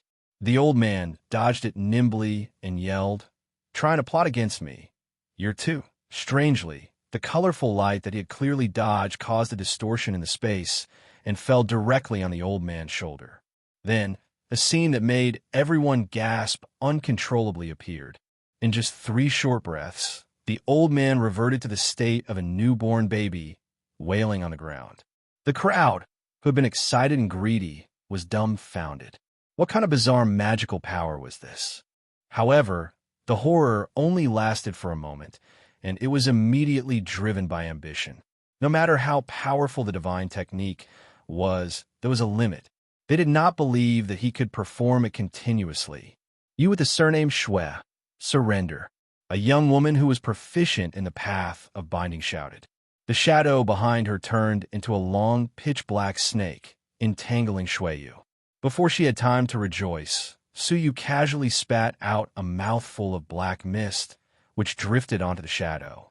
The pitch-black shadow immediately sizzled and decayed into nothingness. Not only that, the black mist followed the shadow and instantly spread to the woman's body. There wasn't even a scream. The woman was like a shadow, decaying into dust. Apart from a pile of dust, there was only a drifting black mist that gave off a strong smell of death. Death divine Dao! Someone cried out in alarm, feeling even more horrified. The reversal of space-time just now and the death god Dao now. How many god Daos did this person cultivate? However, the more it was so, the more their greed was stimulated. Go, capture him, and your career will soar. Don't hold back anymore. This person is dangerous. Let's injure him severely first. Suyu shook his head and sighed. It's really troublesome. With a wave of his sleeve, a snow-white disc floated into his palm. Looking at the object, Suyu said calmly, "It's been a long time, World Annihilation Plate." The World Annihilation Plate was one of the few things that had been taken from the original body. It could be said that it had played an important role in the lost god domain. He tossed the World Annihilation Plate into the air. It grew with the wind and rapidly expanded to 10 million feet. Hundreds of World Devastator cannons descended from the bottom of the snow-white disk. Without giving the people rushing over any time to react, the World Devastator cannon immediately fired. Puff! Puff! Muffled explosions filled the air. Thousands of Sword Pavilion disciples were blasted into dust on the spot. There was a huge empty space among the densely packed crowd. The sudden appearance of the great killing weapon had killed thousands of experts in an instant. They were finally scared out of their wits, as if they had just woken up from a dream. Those who were lucky enough to escape death were ashen-faced. They stared at the hundreds of World Devastator cannons and gasped. In the face of such a cold and powerful object, their advantage in numbers was non-existent. Run! That Shui guy is going to start a massacre, someone shouted in shock. The people in front of them turned around and ran. Jian Ruxiong roared in anger. Bastard! It's just an emperor-level divine weapon, a mere replica. Attack together. Whoever retreats will be considered a traitor according to the faction's laws and will be sentenced to death. The people who were running hesitated and fell into a struggle. At that moment, Mu Songhai bellowed, "A bunch of fools!" The Sword Pavilion dared to openly attack the Star Pavilion. They are destined to be annihilated by the Star Pavilion. Why don't you seize the opportunity to escape? Why are you still staying in the Sword Pavilion? Are you waiting to be buried with Jian Ruxiong? Some of the smarter ones had already realized that Jian Ruxiong was putting everything on the line and had already given up on the Sword Pavilion. Now that they heard Mu Songhai's words, how could they still hesitate? Buzz! The mountain defense formation was activated by itself. The disciples who were in charge of the sword formation had chosen to escape. It didn't matter whether Jian Ruxiong succeeded or not. The sword pavilion was about to sink. Therefore, the disciples of the sword pavilion no longer hesitated. They all ran away. Even the peak leaders who were fighting with Mu Songhai were hesitating. Jian Ruxiong panicked and yelled, "Everyone, if this is done, I'll share all the resources I have with you. With these resources, you can find a place to hide and cultivate for thousands of years. Why would you be afraid of the Starry Pavilion?" The promise from the deputy pavilion leader of the Sword Pavilion was gone. "If you still think it's not enough, I am willing to go with you to comprehend the secrets of the Stone Dragonbone Sword and the Stone Sword's weapon spirit." Jian Ruxiong saw that normal bait was not enough to attract them, so he changed his words. Only then did they become determined. "Seventh Peak Leader, we will hold Mu Songhai back. You go and capture Shuiyu." Jian Ruxiong immediately arranged. The Seventh Peak Leader was good at close combat. He had a powerful aura. In terms of ability, he was no weaker than the Green Shadow Peak Leader, who was good at space techniques. It'll be over in 3 breaths. The Seventh Peak Leader retreated from the battle. His golden muscles were glowing. He stared at Shuiyu with a cold smile. He said excitedly, "I never thought that there would be a day when I would openly go against the Star Pavilion. It's exciting enough, but not satisfying enough." He looked at the World Annihilation plate above his head with disdain, a little regretful. He meant that capturing Su Yu was not challenging at all, so you could not help but laugh. He said leisurely, "Satisfying enough is easy, as long as you can afford it." Chapter 1640. The huge World Annihilation plate shrunk back to the size of a palm, spinning in the air. "First form," Su Yu shouted, and the World Annihilation plate spun even faster. The sharp edges of the World Annihilation plate sliced through the air, causing the air to ripple. Wisps of a terrifying aura were unleashed. The Seventh Peak Master, who had been full of excitement, suddenly froze. The second form of the World Annihilation plate made him feel threatened. "Didn't you want to have fun? I'll grant you your wish." Su Yu pointed at the World Annihilation plate. Creak! A streak cut through the sky, the sound of the air being torn apart a moment later. The Seventh Peak Master's expression changed, and he hurriedly took out a green talisman. Pinching 2 fingers together, the talisman exploded, emitting a dark red glow. A dark red wooden umbrella appeared within the light. It spun gently and enveloped the Seventh Peak Master. Ding! At that moment, there was a crisp sound. The World Annihilation plate had cut through the sky, striking the umbrella's cover. After the faint sound of metal clashing, the World Annihilation plate was sent flying. The Seventh Peak Master broke out in a cold sweat. Luckily, he had great reflexes, or else he would have been caught in a moment of carelessness. What a powerful divine weapon, much stronger than a low-class true Emperor divine weapon. The Seventh Peak Master snorted angrily. "Unfortunately, it ends here." Whoosh! The Seventh Peak Master took out a sword-shaped talisman. It was yellow, dim, and broken. "Divine Soldier Talisman," the Seventh Peak Master growled. The yellow talisman shattered, exploding with a yellow glow. A giant, golden-armored ape appeared, its entire body glowing with golden light. It beat its chest, roaring angrily, emitting a fierce aura. "Kill!" The Seventh Peak Master pointed at Su Yu. The giant ape sensed something, staring at Su Yu with its empty eyes. With a roar, it came crashing down like a mountain. 2 giant hands, the size of 2 small boats, grabbed the World Annihilation plate, while the other grabbed at Su Yu. It happened in the blink of an eye, giving no time to react. He had been captured. Haha, exciting is exciting, but satisfying. The Seventh Peak Master laughed as he looked at the World Annihilation plate. "Is that so?" Su Yu's expression was calm as he muttered an incantation. The World Annihilation plate, which had clearly been caught, suddenly changed drastically. From the edge of the world annihilation plate, tens of thousands of rays of white light shot out and closed in an oval arc. It formed a cage of divine light that was narrow at both ends and wide in the middle. This was the second form of the world annihilation plate cage. Back then, Suyu was caught off guard and fell into a trap. If the giant ape didn't know what was going on, it would be asking for trouble. Of course, the seventh peak master, who was smiling confidently, was also trapped in the cage. You schemed against me? So what? The seventh peak master's smile faded as he took out another ancient bronze talisman. This object emitted a dangerous aura that was completely different from the previous two symbols, and it caused Su Yu's eyelids to twitch. Mu Songhai, who was fighting, couldn't help but be attracted by this item. With one look, his face darkened. Be careful, that's the immortal execution talisman from the black market. Its power is comparable to a silver overlord. Silver overlord? Su Yu's heart skipped a beat. After coming to the great beginning realm, he had read many books and understood the division of cultivation. There were also strong and weak overlords. Those who had just entered the overlord realm were classified as bronze overlords. The 10 great peak masters of the Sword Pavilion, the icy fairy of the Starry Pavilion, and the deputy pavilion master Yin Changhong were all bronze overlords. And the two people in front of him were silver overlords. Mu Songhai's sword was heroic. Above him were gold overlords and celestial overlords. There were still a few bronze overlords in the Sword Pavilion, but there were only 2 silver overlords. The power of a silver overlord did not need to be described.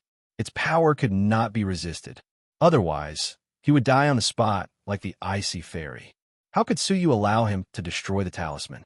With a flash of light in his eyes, the 10,000 rays of divine light suddenly contracted, and the cage instantly shrank into a crack. Ah, Sword Master, save me! A shrill scream reverberated throughout the universe. All that was left was a pool of blood that had been squeezed into tiny pieces and slid down the cage. The immortal execution talisman that had not been detonated in time floated into Su Yu's palm. A strike from a silver overlord? Su Yu rubbed the talisman, looking thoughtfully at the many peak masters surrounding Mu Songhai. That one look scared them out of their wits. Seventh, that idiot. How could he let his life-saving treasure fall into the hands of the Shui family? This is not good, Run. There was Mu Songhai, the silver overlord, and Shui Yu's immortal execution talisman at the back. If the two worked well together, it would be enough to take down the remaining peak masters in one fell swoop. Swish, swish, swish. The remaining peak masters felt their scalps go numb, and they quickly retreated from the battlefield. In the end, only Jian Ruxiong was left holding on. Sensing Shui Yu's gaze behind him, he felt a little uneasy and cursed. Useless. You can't even take care of a junior who has just broken through to the deity level. Even so, he retreated very rationally to avoid a pincer attack from behind. You guys get rid of that brat. Just leave his soul behind, Jian Ruxiong yelled. However, Peak Master Wui dared to step forward. What a joke, with the strike of a silver overlord in his hand. Who would dare to seek death? You guys don't want the great opportunity anymore, do you? Jian Ruxiong threatened coldly. Mu Songhai's siege was broken, and he felt much more relaxed. He shouted coldly, "You guys retreat now, and the Star Pavilion will not hold you responsible for killing the Pavilion Branch Master. If you're stubborn, humph, let's not talk about whether you can succeed or not. Can you really hide from the headquarters of the Star Pavilion after this?" The Peak Masters hesitated on the spot. After this incident, the Sword Pavilion was destined to be destroyed. They insisted on following Jian Ruxiong to commit treacherous acts just to get this so-called opportunity. However, judging from the current situation, they would probably die here before they could get the opportunity. Fools, you guys are just being used by Jian Ruxiong. Will he really give you this so-called opportunity? I don't think so, right? Mu Songhai crushed their last hope. Don't think about it anymore. Retreat now is your last choice. Don't listen to her nonsense, Jian Ruxiong roared. However, after exchanging glances with each other, The peak masters gradually dispersed towards the periphery in unison. Swordmaster, I'm afraid I can't be of much help. Goodbye. Please forgive me, Swordmaster. I can't accompany you to the end. Goodbye. Swish, swish, swish. Seeing that the other peak masters had left, the peak masters who wanted to persist also gave up and left. In the end, only Jian Ruxiong was left. A bunch of ingrates. Jian Ruxiong held the Mahayana sword in his hand and snorted angrily. Now that things had come to this, it would be extremely difficult for him to capture Su Yu alone. Coupled with the fairy execution talisman in Su Yu's hands, it was a slight threat. If he really fought with all his might, the chances of him dying would greatly increase. Jian Ruxiong glared at Su Yu and said, "You can take the stone sword, but remember, this matter will not end here." Because of him, the Sword Pavilion had no choice but to be erased from the Sword Pavilion's territorial waters. With such deep hatred, he would not rest until he killed Su Yu with his own hands. Su Yu said calmly, "Anytime." He tossed the World Annihilation Plate into the air.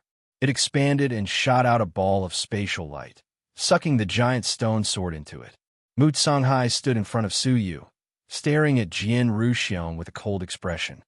Before threatening Shuiyu, you should worry about yourself first. Those who dare to challenge the Starry Pavilion never end well, and you will not be an exception. Humph! Jian Ruxiong snorted coldly and flew towards the Sword Pavilion's main palace to pack up the Sword Pavilion's many years of resources. He was prepared to escape. Mu Songhai turned to stare at Su Yu, his heart in turmoil. What was that white disc? In terms of sharpness, most true Emperor Divine weapons could not compare. Even she had a slight headache when she encountered it. It was because Su Yu had hidden his abilities so well that he could kill the 7th Peak Master unexpectedly, seize the fairy slaying talisman, and resolve the situation. Master Shui hid his abilities really well, Mu Songhai said. It looks like the guards I arranged were unnecessary. Su Yu thought of the Eye Soul Fairy and the few missing Starry Pavilion faction members, and he lamented, "Cabinet Master, those guards," Mu Songhai waved his hand. "Master Shui, do not mind them. They were already prepared to die. It is their fortune to die for you." Su Yu sighed silently, speechless. The fates of insignificant people were so sad and uncontrollable. Even death was not in their hands. A feeling of the fickleness of fate lingered in Su Yu's heart. "Cabinet Master, may I ask if there are any relics left behind?" Su Yu asked. Mu Songhai did not understand, but nodded. "There are some in the sub-pavilion." "Then let's make a trip to the sub-pavilion," Su Yu said. He still could not accept the innocent people dying for him with a clear conscience. Although it was troublesome, he had no regrets. Mu Songhai said, "It just so happens that someone is waiting for you in the sub-pavilion." "Oh, who is it?" Su Yu was surprised. Mu Songhai's smile deepened. "It is a special envoy sent by Lord Hu. He is announcing the order from the headquarters of the Starry Pavilion." "Lord Hu?" Su Yu did not know the identity of this Lord Hu. "Since it is an order from the headquarters, what does it have to do with me? I am only the deputy cabinet master of the sub-pavilion. I don't think the headquarters would take me seriously, right?" Su Yu said. Mu Songhai was full of smiles. "Master Shui, do not be modest. The fact that you're proficient in the various languages of the different races has alarmed the headquarters. Lord Hu wants to meet you personally. As for the order, it has a lot to do with you, Master Shui. What is the content of the order? Can you reveal it to me?" Su Yu asked. Mu Songhai took out an invitation made of incredible ice stone and said, "This is an invitation to the ancient dream altar. The headquarters only have 10 of them. Because of your uniqueness, they made an exception and gave one to our sub-pavilion, inviting you and me to participate in the ancient dream altar together." "Ancient dream altar?" Su Yu frowned, intending to decline the invitation. He held the cold little hand in his and said, "I have to go to the land of the extreme north. I am afraid I have no time to be distracted." According to the original agreement, they would not restrict Su Yu's actions. The land of the extreme north? Mu Songhai was startled. His expression softened as he smiled. "That is a great coincidence. The ancient dream altar is in the land of the extreme north. It does not conflict with Master Shui's itinerary. So you were surprised. Such a coincidence? If that was the case, there was no reason to refuse. He said, "All right." Before long, Mu Songhai quickly left the place with Suyu. Jian Ruxiong also brought along some of the loyal disciples of the Jian Xian. Before leaving, he asked them, "Why hasn't Faming returned after so long?" Everyone was silent. Only one person stood up. It was Tuobo Ing. He said hesitantly, reporting to the sword master. The young master seemed to have gone to retrieve the corpse of the giant snake and did not return. Jian Ruxiong's expression changed slightly. He shouted, "Why didn't you say so earlier?" He took out a bamboo tube. The words Jian Faming were carved on the bamboo tube, and Jian Faming's essence blood was in it. He opened the bamboo tube, and a small sword that had been broken into two fell out. The sword was destroyed, and the man died. Faming, he died. Jian Ruxiong's vigorous body trembled as he howled in grief. Who killed him? Who? Tuobang rolled his eyes and said, "I'm guessing it might be Shuiyu." "Why do you think so?" Although Jian Ruxiong hated Shuiyu, he was not so foolish as to lose his rationality. Tuobang said, "The evil ghost strait was sealed off by us, and there shouldn't be any dangerous creatures there." However, the young master did not return. This can only mean one thing.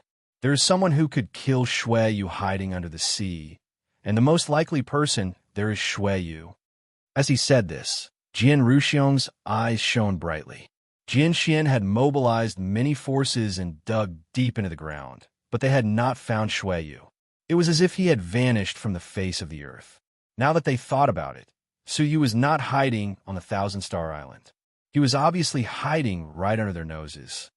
The most dangerous place is the safest place. Jian Ruxiong laughed angrily.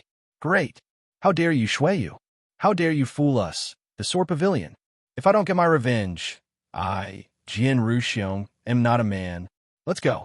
With a furious roar, Jian Ruxiong led a large group of people and surged toward the north. The Sword Pavilion returned to its deathly silence. 2 months later, an eerie shriek reverberated in the sky above the silent central island. At the entrance of the cave of 10,000 dragons, 9 extremely ferocious creatures that had materialized surrounded a young man who was surrounded by a bloody aura. The terrifying aura of the Bronze Overlord swept across the surroundings. Together with the 9 extremely ferocious creatures, it gave people extreme psychological pressure. Bronze Overlord, ha ha ha, Gu Taishu will also become an overlord one day. Gu Taishu laughed loudly. "Suyu, I really want to meet you soon. You will be very surprised then." Suyu, who looked calm, followed Mu Songhai back to the Star Pavilion on the random Star Island. All the important members of the pavilion came forward to welcome them, including the Deputy Pavilion Master, Yin Changhong. Looking at Mu Songhai, who had brought Suyu back in a friendly and cordial manner, Yin Changhong was jealous. Shuiyu had only joined the Star Pavilion for a few months, and not only had he gained the appreciation of Mu Songhai, but he had also gained the appreciation of the headquarters. They had invited him to participate in the ancient dream altar's invitation in the northern Snow Sea. As a veteran of the Star Pavilion, how could Yin Changhong be convinced? "Rise, all of you." Mu Songhai was in a good mood. He asked, "Is the special envoy sent by Lord who's still in the pavilion?" Yin Changhong's eyes flickered with a strange light. She said, reporting to the cabinet master, "He has already returned." Just as the cabinet master was feeling regretful, Yin Changhong said, "However, the special envoy left behind a magical artifact and left a message saying that it was prepared for the deputy pavilion master." Mu Songhai asked expectantly, "What is it?" Yin Changhong took out a flower. The flower was a space cavern world. Chapter 1641. Test? Suyu raises eyebrows. "Test what?" "Master Shui, don't worry. The test is not malicious. Instead, it will greatly benefit Master Shui's future status in the Star Pavilion. Ordinary people are not qualified to be tested by the headquarters.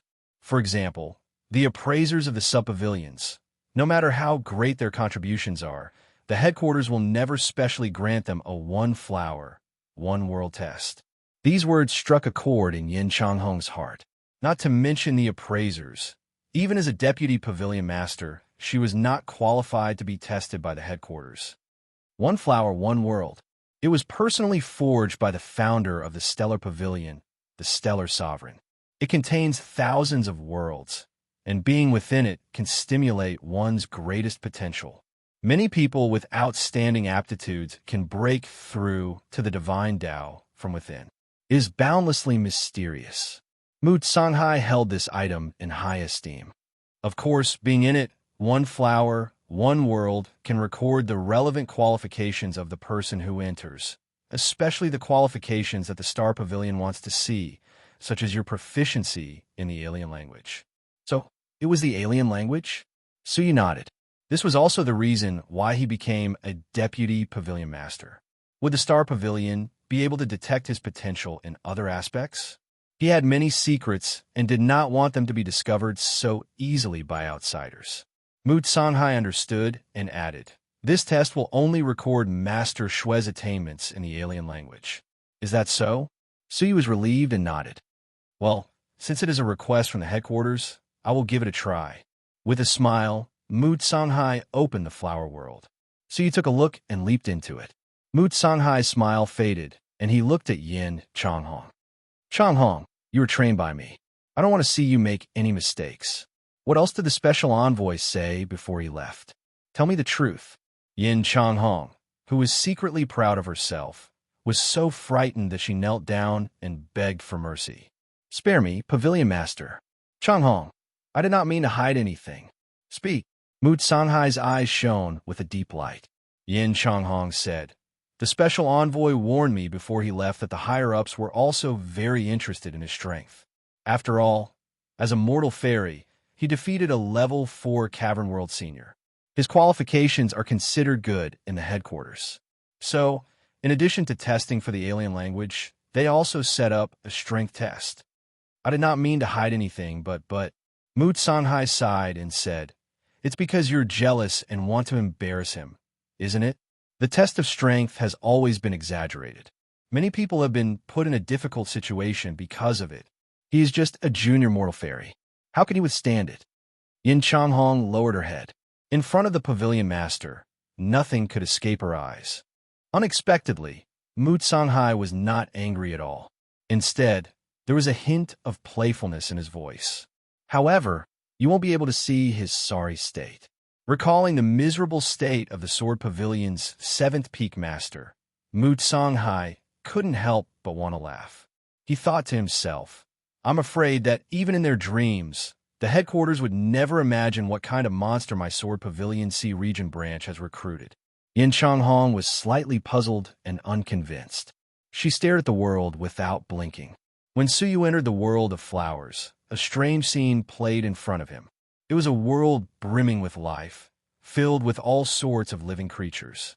Their cultivation levels were not very high, with the most powerful being merely at the Wanxiang Adept level. Even mortal fairies had not touched that level, let alone cave world venerables. On the ground, in a grand sect, 2 old men were talking in a pavilion at the top of a mountain. I've had some enlightenment about heaven and earth recently. The one who spoke was an old man in a Taoist robe. He had a sage-like demeanor, but his lifespan was nearing its end. He only had a few months left to live. Sitting opposite him was the monk in the gold-threaded kasaya. He looked dignified. What a coincidence, I have it too. His lifespan was still tens of thousands of years long. My lifespan is nearing its end. I suddenly feel that life and death are unpredictable. You and I are as insignificant as ants in the world. I feel that perhaps you and I are not the strongest in this world. There should be a more powerful existence watching us. The old man looked up at the endless sky, his eyes shining with a profound light. Unfortunately, with his weak strength, he could not see through Suyu, who was silently looking down on them from the 9th heaven. Not so, the monk said. My enlightenment is the opposite. He looked around and said, the birth of heaven and earth from nothingness should be the work of fate. You and I are the strongest in this world. Look at the changing of the seasons and the rise of martial arts. Which of these are not developed by ourselves? Have there ever been any influence from external forces? No. It turned out that the two of them were the two strongest people in this world. After today's sparring, they exchanged insights. One had an epiphany, and there was always a sky beyond the sky. The other had an epiphany, and the world had become independent. Suyu sighed. As the spirit of the Jinlong continent, he had never thought that there was a sky beyond the sky. However, the monk's words were not unreasonable. Everything went on according to the rules, and there was never any external interference. This made Suyu slightly aware. Didn't he also believe that the absolute beginning realm was born out of the dark, that it appeared from the chaos? Then, would there be an invisible existence like Suyu in the great beginning realm now, looking down on the great beginning realm? Thinking of this, he had a few epiphanies. At that moment, a heavenly book in alien language fell in front of Suyu like a snowflake. Suyu caught it and understood tacitly. This must be the so-called test. After opening it, he casually translated it into a language that could be understood by one flower in one world and threw it down. Coincidentally, this book was picked up by a mediocre young man. Suyu was slightly puzzled. What was the point of this test? Boom! All of a sudden, thunder sounded above his head, as if time and space had exploded. Then, Suyu was surprised to find that the flow of time on the continent below was accelerated by 10,000 times. Half a year passed in the blink of an eye, and the old man passed away. Before his death, his eyes were always looking at the endless starry sky, full of doubt and powerlessness. 100 years passed in the blink of an eye. 100 years after the old man's death, the Path faction he founded was replaced by a huge force called the Sky-Splitting Valley. The leader of the Sky-Splitting Valley was none other than the young man who picked up the foreign divine art that Suyu had thrown away 100 years ago. After obtaining this book, his strength improved by leaps and bounds. From a mediocre young man, he became a contemporary expert. He fought all year round, gradually dominating the world, and became the only person in the world who had broken through the mortal fairy realm. At that moment, another divine art in alien language fell in front of Suyu. After translating it, Suyu threw it down again. As a result, the flow of time on the continent below was accelerated by 10,000 times again. In the blink of an eye, 1,000 years passed. The situation on the continent changed dramatically, and a tripartite structure appeared. The Path faction of the past had long become the dust of history, and no one remembered it. The ones left in the world were the first force, the Sky-Splitting Valley, the second force, the Pantheon Pavilion, and the third force, the Buddhist faction.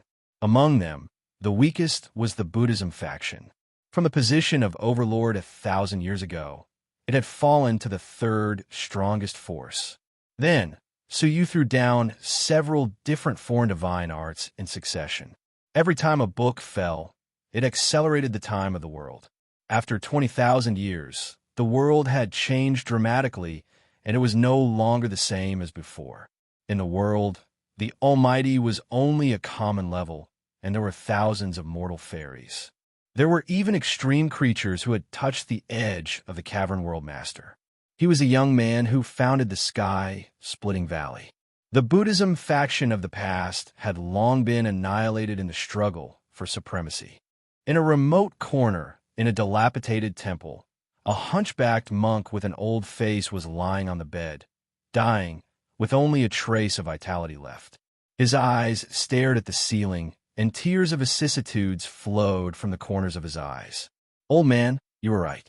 There are creatures in the world looking down on us." Before dying, he vaguely remembered the last words of his lifelong friend on the peak of the Buddhism faction thousands of years ago. Only then did he believe the last words of the old man. After saying that, he closed his eyes and died. Suyu saw it, and his heart was inexplicably touched. He couldn't help but look up at the top of his head. Would there be creatures looking down on him at this moment? Just as Suyu was thinking about it, there was a soft tinkle in front of him.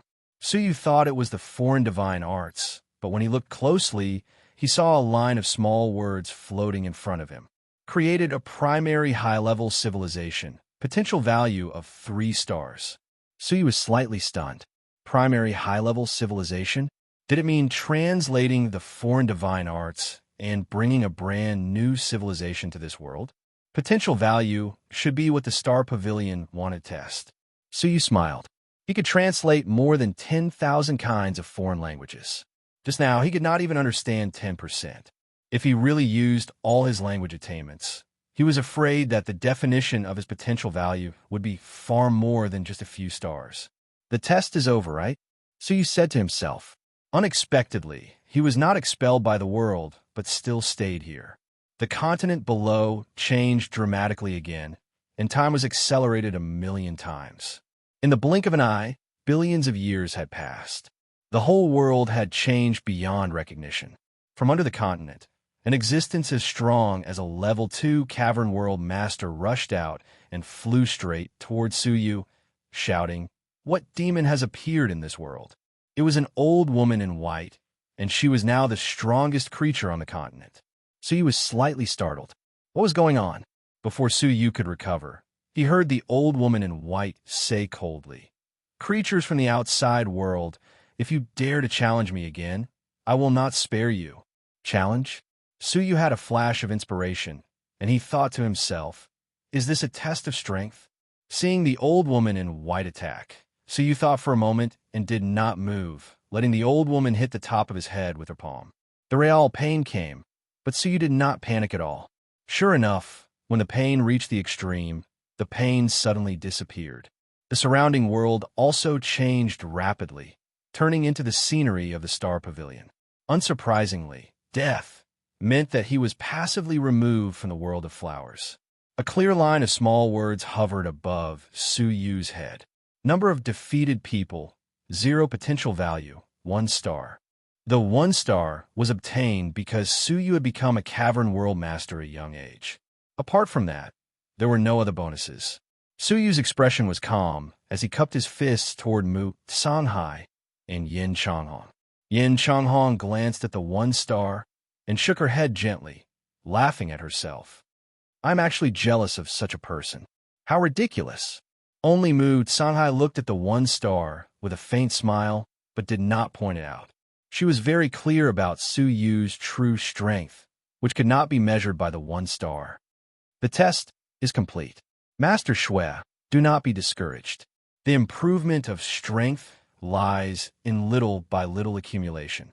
Do not be impatient. Mu Sanghai comforted him. Suyu knew that the cabinet master was helping him conceal his shocking strength. He was grateful and said, "Thank you, cabinet master, for your guidance." Haha, then get ready to set off. Changhong, how is the restoration of the space-crossing mysterious cave going? Mu Sanghai asked. Yin Changhong said respectfully, reporting to cabinet master, the cave has just been restored. There is a space-crossing mysterious cave in our pavilion branch. Suyu was extremely surprised. The so-called space-crossing mysterious cave was a wonderful space channel similar to space leaping. The principle was similar to space transportation, but it was countless times more advanced. It was impossible to construct a space-crossing mysterious cave unless one was at the level of a universe divine warrior. As far as Suyu knew, there were only 3 space-crossing mysterious caves in the entire sea of constellations that connected the territories of the 3 great divine warriors. The fact that the Star Pavilion branch had one was enough to shock Suyu. Haha, so what if the Star Pavilion has a space-crossing mysterious cave? Mu Sanghai couldn't help but laugh. Back in the Sea of Constellations, it was thanks to the help of the powerhouses of my stellar pavilion that the 3 sovereigns could succeed. Otherwise, how could they have succeeded without any experience? So he was a little excited. The Star Pavilion was much more powerful than he had imagined. Cabinet Master, what do you mean by restoring the cave? So he was surprised. Mu Sanghai said, the space-crossing mysterious cave is not stable and requires an experienced divine warrior to maintain it. A few years ago, the divine warrior in charge of maintenance at the headquarters had an accident and was replaced by his disciple. That disciple's experience was not as good as his master's, so the space-crossing mysterious cave became more and more unstable. But after this restoration, there should not be any problems. You can use it without worry. Mu Songhai said, "If Master Shui has nothing else, you can set off now and gather at the headquarters. You will see the rest of the people from the other pavilions there." No one knew how many pavilions the Star Pavilion had. At the very least, the introduction of the Star Pavilion in the Sword Pavilion's waters was vague. The only thing they knew was that the pavilion branch Su Yu was in was one of the weakest among the many pavilions. It was rumored that the Sword Pavilion's Sea Pavilion branch might be closed down. It was only because Mu Songhai's background was extraordinary that it had managed to survive until now. "That's fine. I also want to see the rest of the pavilions," Su Yu said. Several hours later, deep beneath the Star Pavilion, this place was already deep within the sea. A revolving pitch-black vortex emitted waves of hair-raising nothingness energy. Su Yu was fearful. How could he forget the scene when he was trapped in the nothingness of the cave of 10,000 dragons? Once surrounded by nothingness, even if you were a divine warrior of heaven and earth, you would still lose a layer of skin.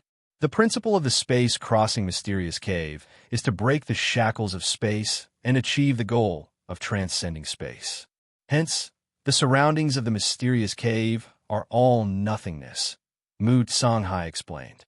Su Yu nodded and followed Mu Songhai into the mysterious cave.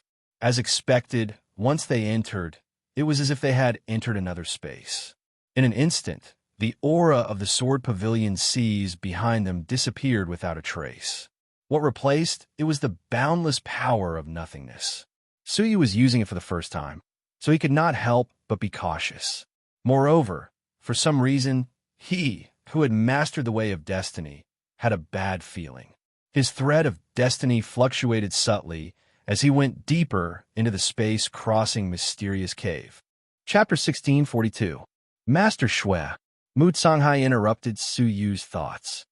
"There is still some time before we reach the headquarters.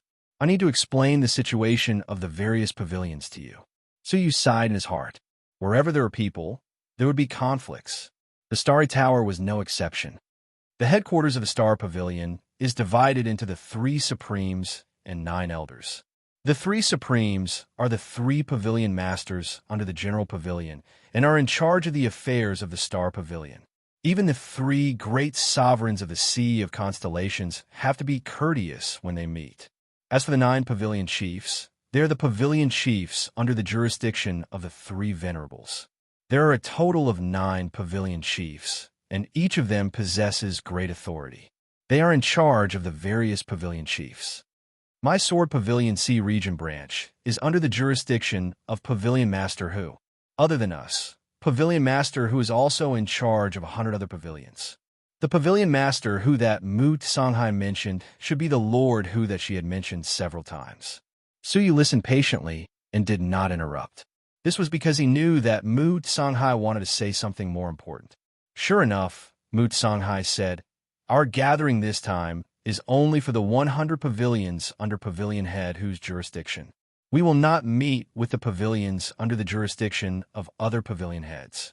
But it is precisely because of this that we must be cautious in our words and actions. Back then, due to certain reasons, I offended a few branch pavilion masters. Now they are ranked at the top of the 100 branch pavilions.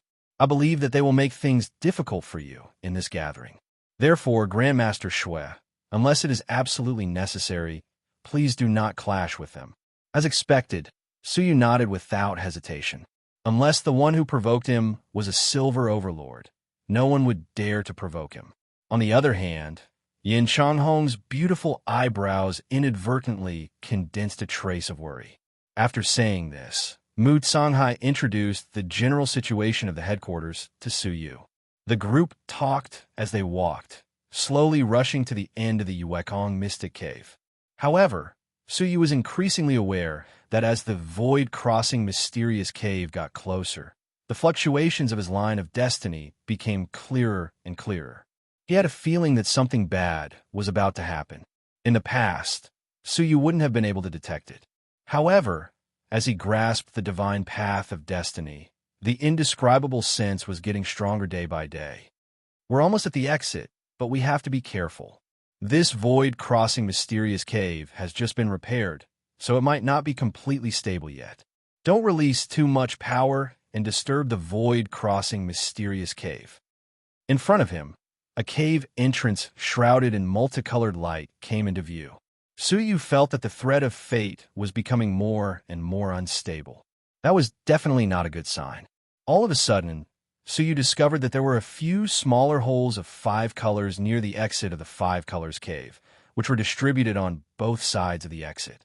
Along the way, Mu Tsanghai gave a detailed account of the void traversing mysterious cave.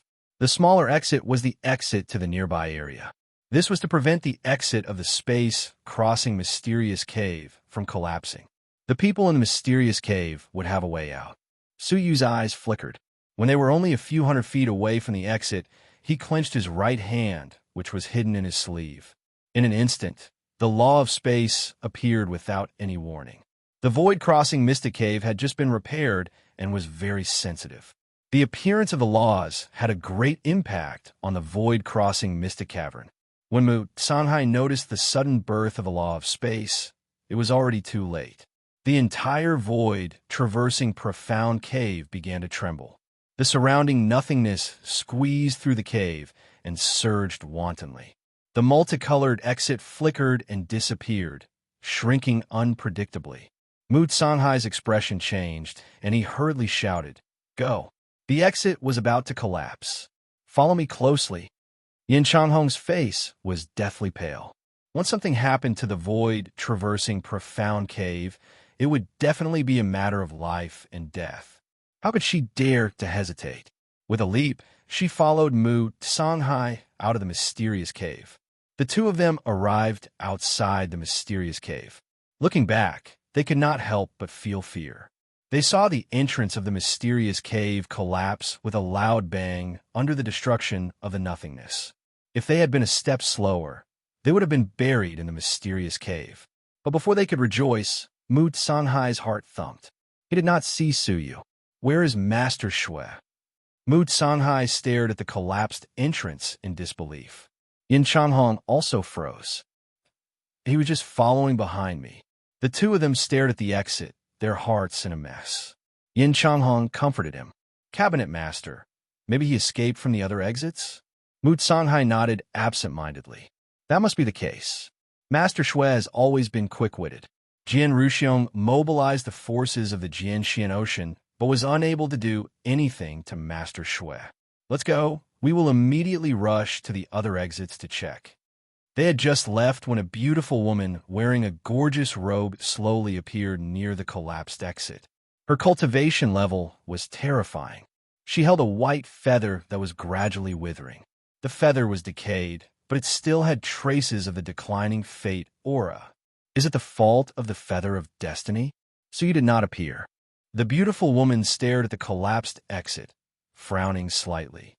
In the great beginning realm, there were only a few people who knew Suyu's real name, and those who could ignore Shui Yu's current body and accurately find him were as rare as phoenix feathers and unicorn horns. It seems like we need to find an expert to help us find Suyu's whereabouts. The beautiful woman floated away, leaving behind a faint trace of the ill-fated aura. If Suyu were here, he would definitely recognize that this was an aura similar to that of the sinful woman. After Suyu had disturbed the Yuekong mysterious cave, he had taken advantage of their unpreparedness to choose an alternate exit. The scenery before his eyes changed, and Suyu left the Yuekong mysterious cave. The vague feeling of the ups and downs of fate instantly disappeared without a trace. As expected, there's an unknown danger at the exit. Suyu secretly rejoiced. The feeling just now was not an illusion, and there was indeed danger.